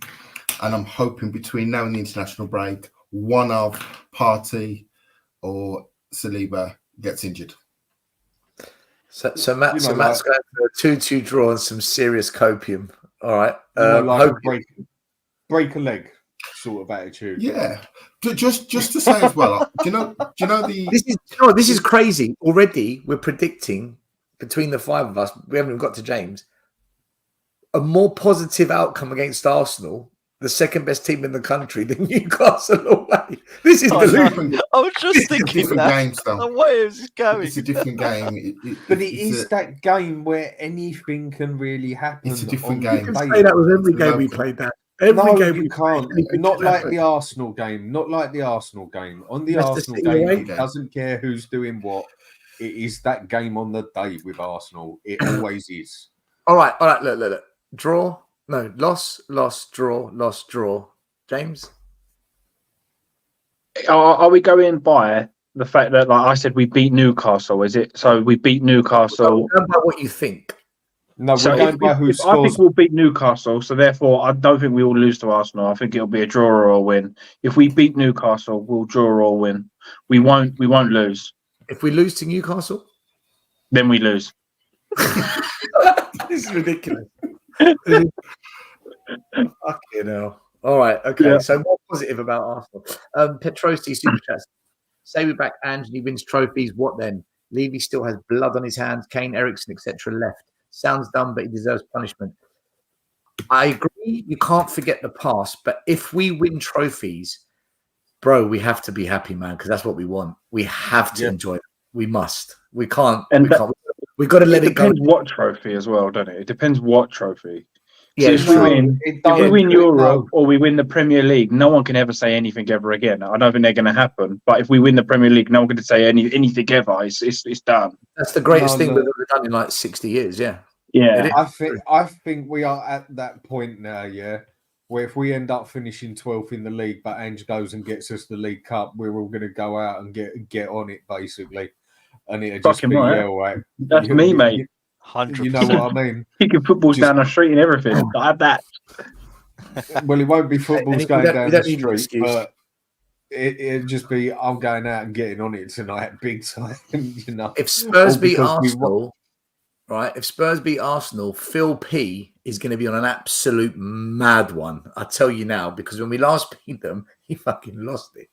He was going down the high street at 1 a.m. going, woo, doing Ric Flair noises down Tottenham High Road at 1 a.m. by himself. Ric Flair. Ric Flair, man. God, that's a bit of an old day one, isn't it? Have you Tottenham at 1 a.m? Like, Phil, you're right. Did you actually see Phil P at the game, by the way? No, I didn't. I don't know if he went or whether he was on holiday still. I went in and out, Alex. I was in a rush that day, so I didn't really see too many people. I want to go to a game soon because I haven't been to a game for a while and that, but it's going to have to be one of the poor ones to try and get a bloody ticket. That's half the bloody problem. But I will go to a game soon. Mate, there was tickets available for Everton. Brentford at home. See, this is a funny one, right? We're all expecting a win here, but is this the kind of game where they actually set up Do us. right and we And struggle a Ivan bit? Tony scores a hat trick. Yeah, And the Solanke Brentford does done. nothing. Brentford ain't expect us no to win. mugs. Brentford ain't no mugs, not at all. I mean, I'm not saying they're quality, but they ain't no mugs. They've I got a expect good us to win manager. that. They've got some decent players. Is it Mbeumo plays for them? Yeah. Yeah, he's a I'm not handful. gonna beat. He's I'm the not gonna beat perfect around. player to play against our tactics, actually, Mbeumo. I'm not gonna beat around the bush. I expect us to win that game. Yeah, I I've been. expect us to win it, but they're no mugs, is what I'm saying. I think we'll beat them. I'm going to go for a win in this one. I think you're right, Dan. But at the same time, I just expect us to win it because I just think that at home we do get a lot of luck at home sometimes. I've got to be honest, and I do feel sometimes that with the crowd sometimes I think we do get our moments, and I think that'll be enough to beat Brentford. I do think that sometimes. I think Brentford are kind of a mid-table team, and I think you'll see the likes of Johnson, the likes of I think maybe we'll have to see what Audibert is going to be like, but Son, hopefully Solanke's still fit, and that's it. And I think our midfield, even though I don't rate it, will be able to do enough, especially with our defence. I just expect a victory. That's it. I don't know what it's going to be like the performance, but I think I expect a victory. Does anyone think we're not going to win? I think a draw. So we're going to beat Newcastle, beat Arsenal, then draw to Brentford. Yeah. Maybe even lose, yeah. Don't ever come on here, call any of us happy clappers, any of us negative. You have no right to label any of us James Flower. Yeah, James. Why? Have you not seen that year after year after year? We'll win 2 or 3 games and then lose to the shittest team out of a lot of them. It's Spursy written all over it again. It's certainly you can't be giving me facts what you've seen for the last 20 years and then all of a sudden change your opinion and say we're going to beat Brentford. That is exactly the game we lose. But I didn't predict we're going to beat Newcastle or Arsenal. It doesn't matter. That doesn't matter. All right. No, that bit's just irrelevant still. Don't worry about it. Yeah, exactly. Now I reckon we'll beat Newcastle, draw. I don't think we'll win. All right, well, look, so Brentford, everyone's pretty confident about. Then we go on to Man United away. Now, this is a weird one. This is such a weird game. It is. When we went there last season, we went there with a broken squad. Højbjerg and Skip in midfield. I think, was it Chicken Royale and Ben Davies centre back? I can't remember. Yeah. We played them off the park. We played brilliantly that day. We should have won it. We didn't.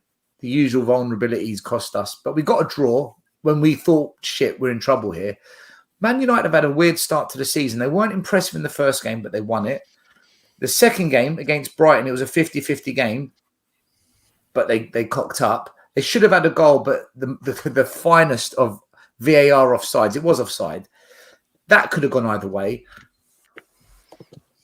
I don't know what to make of Ten Hag or Man United because he's won them 2 trophies. Man United fans aren't happy with the football. Their football isn't quite right, but it's Old Trafford. We rarely win there. Really, we should be going there and putting one on them, but you're never confident going there, are you? It's one of those grounds you're never confident going to. What I don't know. Is this got a drawing on it, guys? Is this another draw for me? I think this is one of those games that will really test us to see whether we are where we are, what level we are at the moment. Because I think if you look at the 2 teams, both fans are not really like up and down about their managers at the moment, isn't it? So I think this will be a test of where both our teams are at. You know what I mean? Because I mean I'll be honest with you, I'll take their midfield over our midfield. Man United have got Liverpool this weekend. Well, that's another interesting game as well. It's interesting that we're playing Newcastle and they're playing Liverpool, isn't it? Liverpool will absolutely rip them a new one. I personally think. I think we beat Man United quite comfortably. I think they're if their team is the same team as they played last week. No. Hear me out. If their defensive line is the same as last week and their attacking three is the same as last week, I mean Bruno Fernandes played up front. The guy he can't do that. Whatever has happened to Rashford is turned into like prime Chi. What has happened to that geezer? He's awful now. And if they've got Maguire at the back, you always have a chance. So for me, if they play the same, I disagree, James. If they play the same 11 as they played last week, I think we beat that 11. Maguire is not a bad defender. Maguire was actually bad. He's not bad. He's shit. No, he's not. Not a chance. He's fucking awful. No, he's not. Whenever he played for England, he was one of our best defenders. You would not have Maguire at Spurs, Dan, would you? He's would not awful, man. Come off of it. Not for the way we play now. Now, if we under any manager, under Jose, under Conte, Dan, I can't back you on this one, buddy. I can't back you. Well, tell me a bad game he's had for England. We're playing Man United. This isn't international football. It's the no, but I'm telling you, it's the system. If you want the best out of Maguire, you need him to stay back as a centre back and stay back as a centre back. You can't. You can't make a 3-yard pass. It's like saying Emerson Royale. Everyone told me Emerson Royale is going to be good for AC Milan because they'll sit back. Did you see him have like 400? He had like 3 hours on the ball. He played it straight to their striker. They're just crap. No matter what system they go in, they're crap. I just don't think he's as bad as people make out. Seriously, I think if you played him an old school centre back, stay back, do your fucking job. Would you have him as Spurs? And would you sign him for Tottenham Hotspur?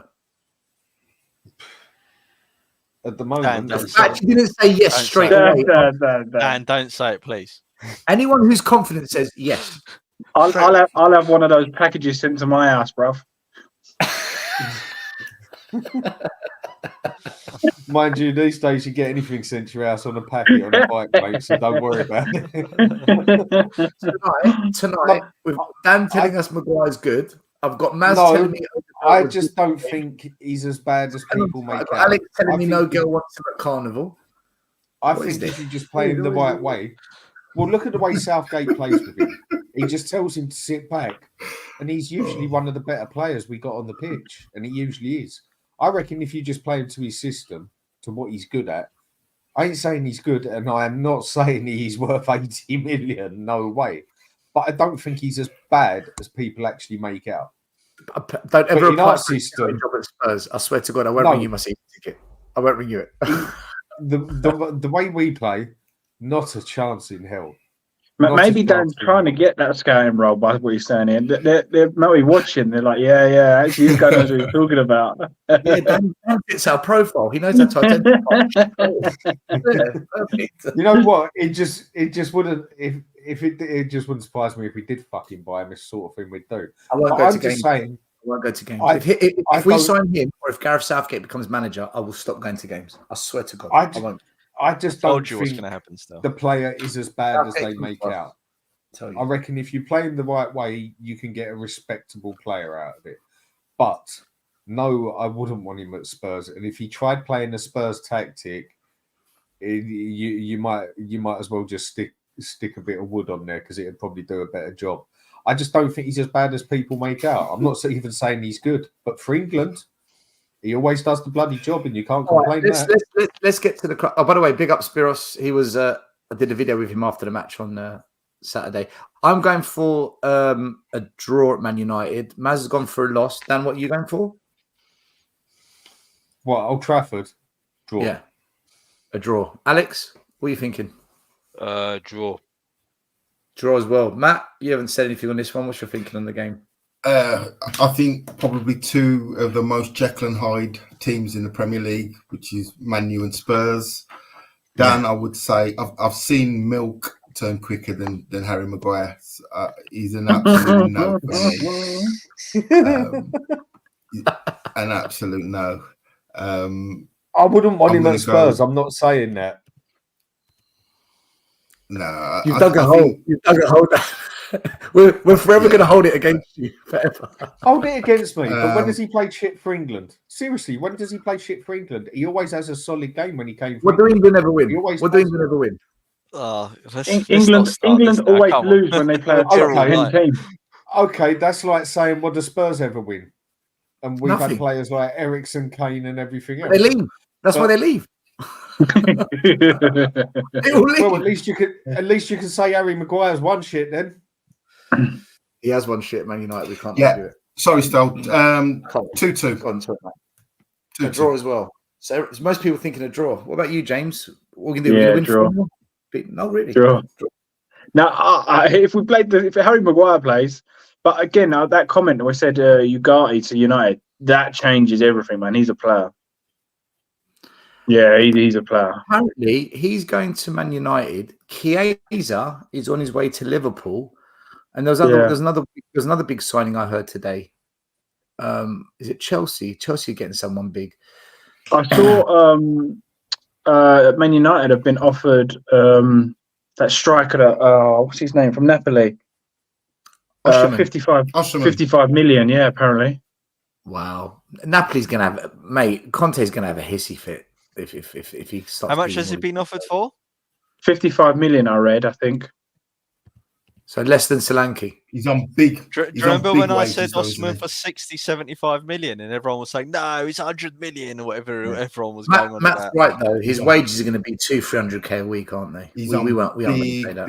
He's on big wages. That's Napoli have got to get him. But that's only Skip and Højbjerg. We've got rid of those two. Put them two together. Werner's 180. No, I want to keep Werner. Brighton away, guys. This is a tough one. They look good, man. They've won 2 in a row. Now, this guy here, how we haven't scouted a player like this. 25 million, João Pedro. He looks mustard, man. I really like the look of him. He caught my eye last season. I thought not bad. Mate, he's been brilliant for them. Really good player. Why can't we pay prices? Brighton's scouting team's got to be one of the best in the country. You know, they've done it again. They've bought all this talent no one heard of, sold them for hundreds of millions, took the hit, regrouped, found all these gems all over again. But I think Brighton away is one hell of a fucking game for us, guys. I think this is a real. This is one of the toughest ones. I'm actually really worried about this. They've got no Europe. They've got no Europe, Brighton, this year. Draw for me. Draw. Dan?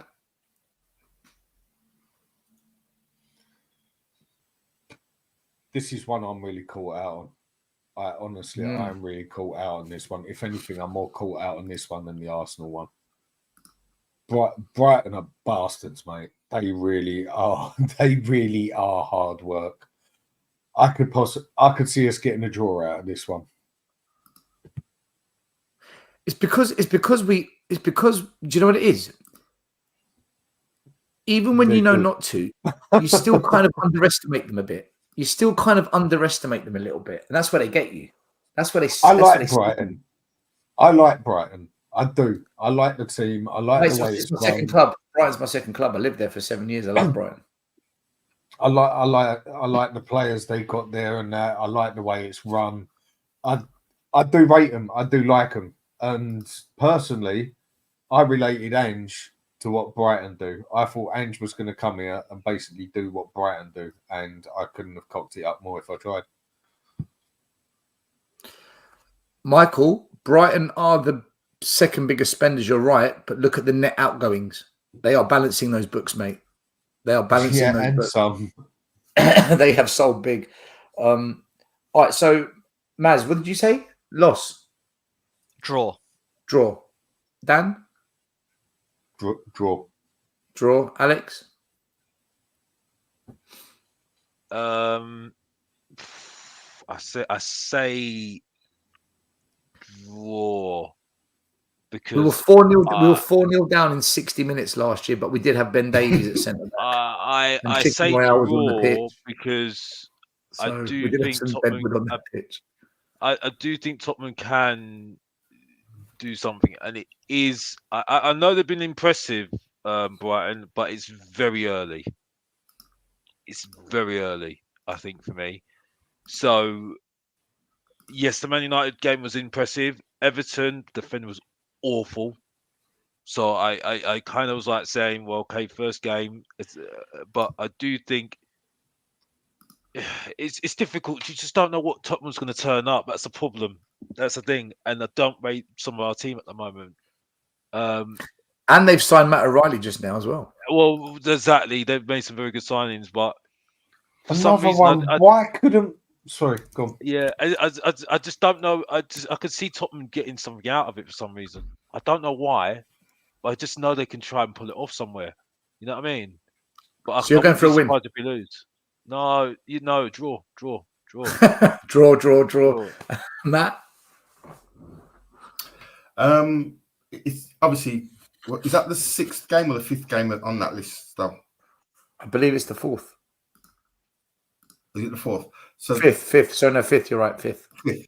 Yeah. So there's a lot of things that can happen between now and then in regards to form and injuries. I believe, Matt. I believe as well. Europe starts then as well. By then, European football and the Carabao Cup would have started. So there's a lot of games for us, and they don't have a lot of things. A lot of things can happen between now and then. I just think it's remarkable that James Milner's playing at 38 and playing so well against Man United. I thought he was brilliant. And Danny Welbeck's scoring. But they played quite an open game. So can they keep that consistency? Can they keep that ball retention as they are at the moment? If we played them this weekend, I would fancy them to beat us, but I just wonder if they have a hiccup between now and then. Do they lose a little bit of that slickness? Okay, I'm going to book the trend. Typical Tottenham, we go there and win. I'm just going to let you know what Brighton's fixtures are coming up, right? So Brighton's fixtures are as follows. They've got a midweek game against Crawley Town in the Cup. I think that's because they finished outside the top 8, so they've got a midweek game, same as Newcastle. Then their next league game is Arsenal away. Then they play Ipswich at Brighton, Nottingham Forest at Brighton, Chelsea away. Then it's Tottenham, and then it's Newcastle. So they've got Chelsea, Tottenham, Newcastle in the space of 3 weeks. So they've got a bit of a tough one as well, similar to us. Yeah. Going for a win. Okay. So draw, win. James? A loss. I agree. I think we're going to lose as well. I think we're going to get scored. I think their style of play, that high press and their rapid wingers is every tick to what. If Ange doesn't if Ange doesn't change, I think Brighton are like our nemesis. I think they've got everything that they have to beat us. Everything that they do beats Tottenham. I love Newcastle, basically. I love the analysis of every Spurs fan that comes on this channel. If Ange doesn't change, it's like we're not happy with it. All right, so 2 losses, 3 draws, and a win. Last game, guys. We've got West Ham United at the Lane. Bit of a bogey team. One of those teams that always seems to turn up. The game. They've bought some good players. They've had an indifferent start, though. They won 1. Then they lost 1. No, they lost against Villa. Then they won on the weekend. On paper, they look really good, but they've not had. They've had a difficult couple of games, but we don't know enough about them yet, do we? Yeah, you're right. But however, they always turn up against us generally, and without fail.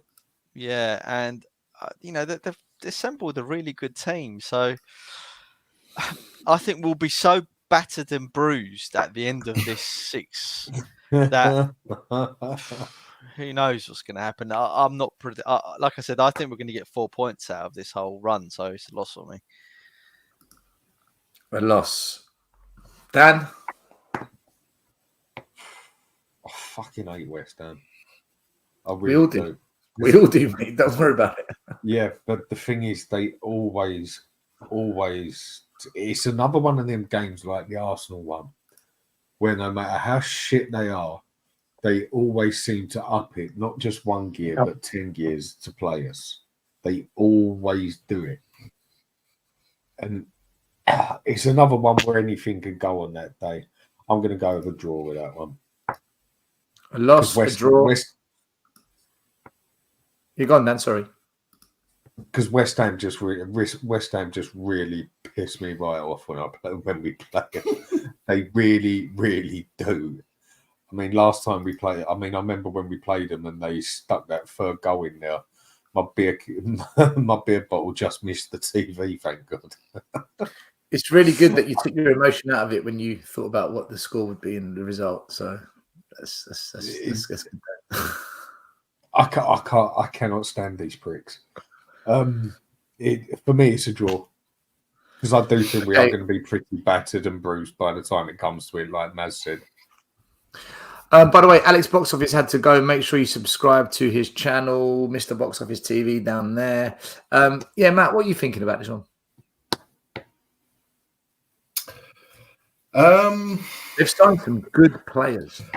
We owe them, don't we? We owe them. We owe everyone. Again, so many things can change between now and then.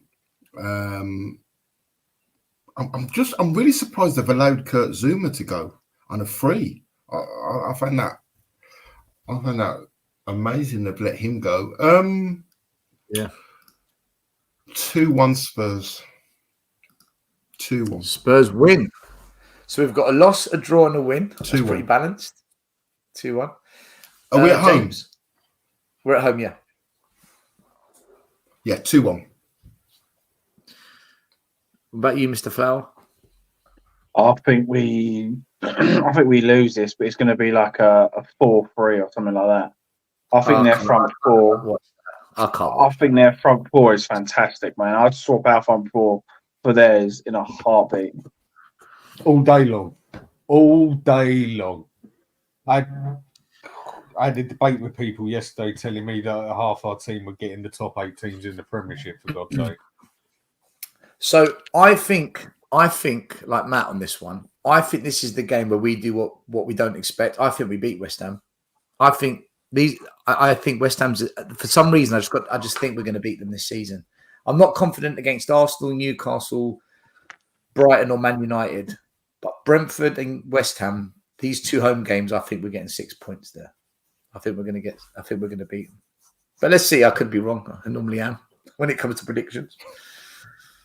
It's hard to predict with Spurs, isn't it? It's literally impossible to predict with them because we are the most unpredictable team, but predictable team in the fucking Premiership. It's hard to predict 6 games when you don't know who's going to be available, what the form is like, what the opposition's current form is in. It's like it's better week by week, but just it's good to like think how we're thinking now, and will that change in 2 games' time? Because listen, if we lose the next 2 games, I think we lose the next 4 after. So that's what I said. Time. So I could change my opinion quite easily. Yeah. So that means Andrew be gone by October. Listen, if we collapse next 6 games, I think he's in. Oh yeah, I think he's gone. Big up to Soul Boy, to Faz, to Mr. Box Office, Tony Rodriguez, De La Spurs, and Petrosi for all your super chats. Thank you so much, people. Everyone in the chat tonight. God bless each and every one of you for participating. We will be back on this channel tomorrow at 8:30 p.m. Myself and Stefan doing our show we do every 2 weeks now. Hopefully Matt can come on every Monday now. We've been begging Matt to come on, so it's good to see Matt back on. Big up, Matt. And on Wednesday, I've got a fan show.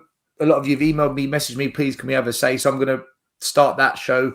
You're welcome to come on and have your say, and we'll talk football. If you want to subscribe to the Hotspur Hood, make sure you do. There's a link down below, and also to Savage channel and to Mr. Box Office TV. Dan, when are you next on, bro? When's your next show? You know me, irrelevant as it is, like this morning, I gave people 20 minutes warning and still managed to get a 4-hour show together when it was only meant to be an hour. I'm just too irrelevant to predict, mate, in that aspect. I think of something, do my thumbnail, and then I'm on there within half hour, which doesn't really do me much favours, but it's just me. It's the way I work. And with that, it's just the way I work on that one. But there will be shows coming. Can I just address something here, right? Is this the same Matt as empty trophy cabinet, right? I need to say something about this, right? Because on the optics, this was an absolute disaster, like fraudulence. But this is what happened. The comment came up. I brought it up. I never caught that he was trying to catch us out. And Matt looked at it and said, "Does he mean Umtiti or Emeti from PSG?" So Matt thought it was a spelling mistake because we didn't know who it was. At that point, I said, "Matt, do you want to talk about this?" So I said, "I don't know who this is." And I went on to Google it. And I typed it in and I couldn't find it. So then I typed what Matt said, Umtiti. I said, "Oh, yeah, he does play for PSG." And I assumed Matt's right. He spelled it wrong. So Matt then started talking about Umtiti. But no one listened to that conversation. And the optics, it's like they're waffling, they're talking shit. Who's this guy? That's not what happened. And then I clocked. You're in the mud still. Mate, mudded. And then I clocked. This guy's trying to pull a fucking fast one. And then I started laughing. I said, "Matt, this guy's got us." I started laughing. I thought it was hilarious. And Matt's like, "Oh, shit." And we laughed it off. The next week, it was literally murder. We got murdered. And The no internet one doesn't knows. forget. Maz, do you know what? The optics were horrendous. But the reality is, Matt wasn't making it up. Because if you go back and watch it, he says, "Is he talking about the PSG guy, Umtiti?" He genuinely thought it was a spelling mistake. And I thought, yeah, okay, it must be then. So I went on Google to check that. Mate, how it got portrayed in the clip was absolutely diabolical. I get messages and I get these random fucking tweets from people saying, "You're full of shit. You don't know what Umtiti." I'm like, I can't be bothered to explain it and type it out every time. So I just take the hit now. I just let people think what they want. I'm past caring. But Matt, You know what? that was so unfair what happened. But you can't win that. We're never going to win that. We're never going to win that. It's done. We're done. You have to wear it forever. You know what? I mean, I don't get it as raw as you, as a couple of you, like especially you and Savvy. Yeah, I mean, the way you two get it. I mean, bloody hell, no might as well lubrication, 2 fists, the whole lot. Yeah, might as well stick it on a spit roast and instead of use a condom, put fucking wrapping paper around it. You know what I mean? You do get it raw, sandpaper sort of shit. But I don't really get the abuse here. I get the abuse off my wife for the way I talk on here, and she grills me like you saw it the other night. After today, come off the show, she came back from getting her eyelashes done and proper gave me some digs about how what's the bloody word? How I portray things. I was just like, lady, will you just lay off? No, I got a bollocking for what I said today, mate. Proper. That's where I get my stick. Well, hopefully she helps improve you, Dan. Hopefully she improves you. Well, she does at the right times. Good. Maz, you can find him. I don't know what to say. Maz, you can find him on our channel and bouncing on a few other channels. So check out Maz. Matt, hopefully we'll be back on every Monday with us now. James, he's here, there, and everywhere. Always welcome on this channel. Is there anything you guys want to say before we wrap it up? Or we're just going to give it the old good night and see you next time? I don't think there's much else to say, except good night, sweetheart. Yeah, I just wanted to ask Maz, what does he think of James Maddison? No. James Maddison. Well, I'm gonna do a Sava here. I'm gonna do a Sava here. The stats don't lie. Romero scored more goals than Maddison last year. So yeah, but Maz, come on, man. You agreed with me the other day that he looks like he's come out his closet, for God's sake. Come on, give the man some respect. You know who else who scored more goals than Maddison last year? Brendan Johnson. So there is 2 things actually I want to finish on. Absolute bowler. There's 2 things I do want to finish on actually. 3 things. Number 1, how we let Madueke go from our academy on a free beggars belief. When I said I wanted Arnie Slot and people questioned me, Liverpool broke the passing accuracy record since Premier League history records even began. He's only been there for 2 games. And wow, went to the game on the weekend. Look what's gone up. Not statues, not anything memorable, but the F1 badge, the NFL badge. Anyway, that's the club that we are now. Guys, thanks for watching. Big yourselves up. Thanks for having us on, man. Cheers, man. Cheers, people. Come on, you Take care. Spurs. The first game we look for, Robbie.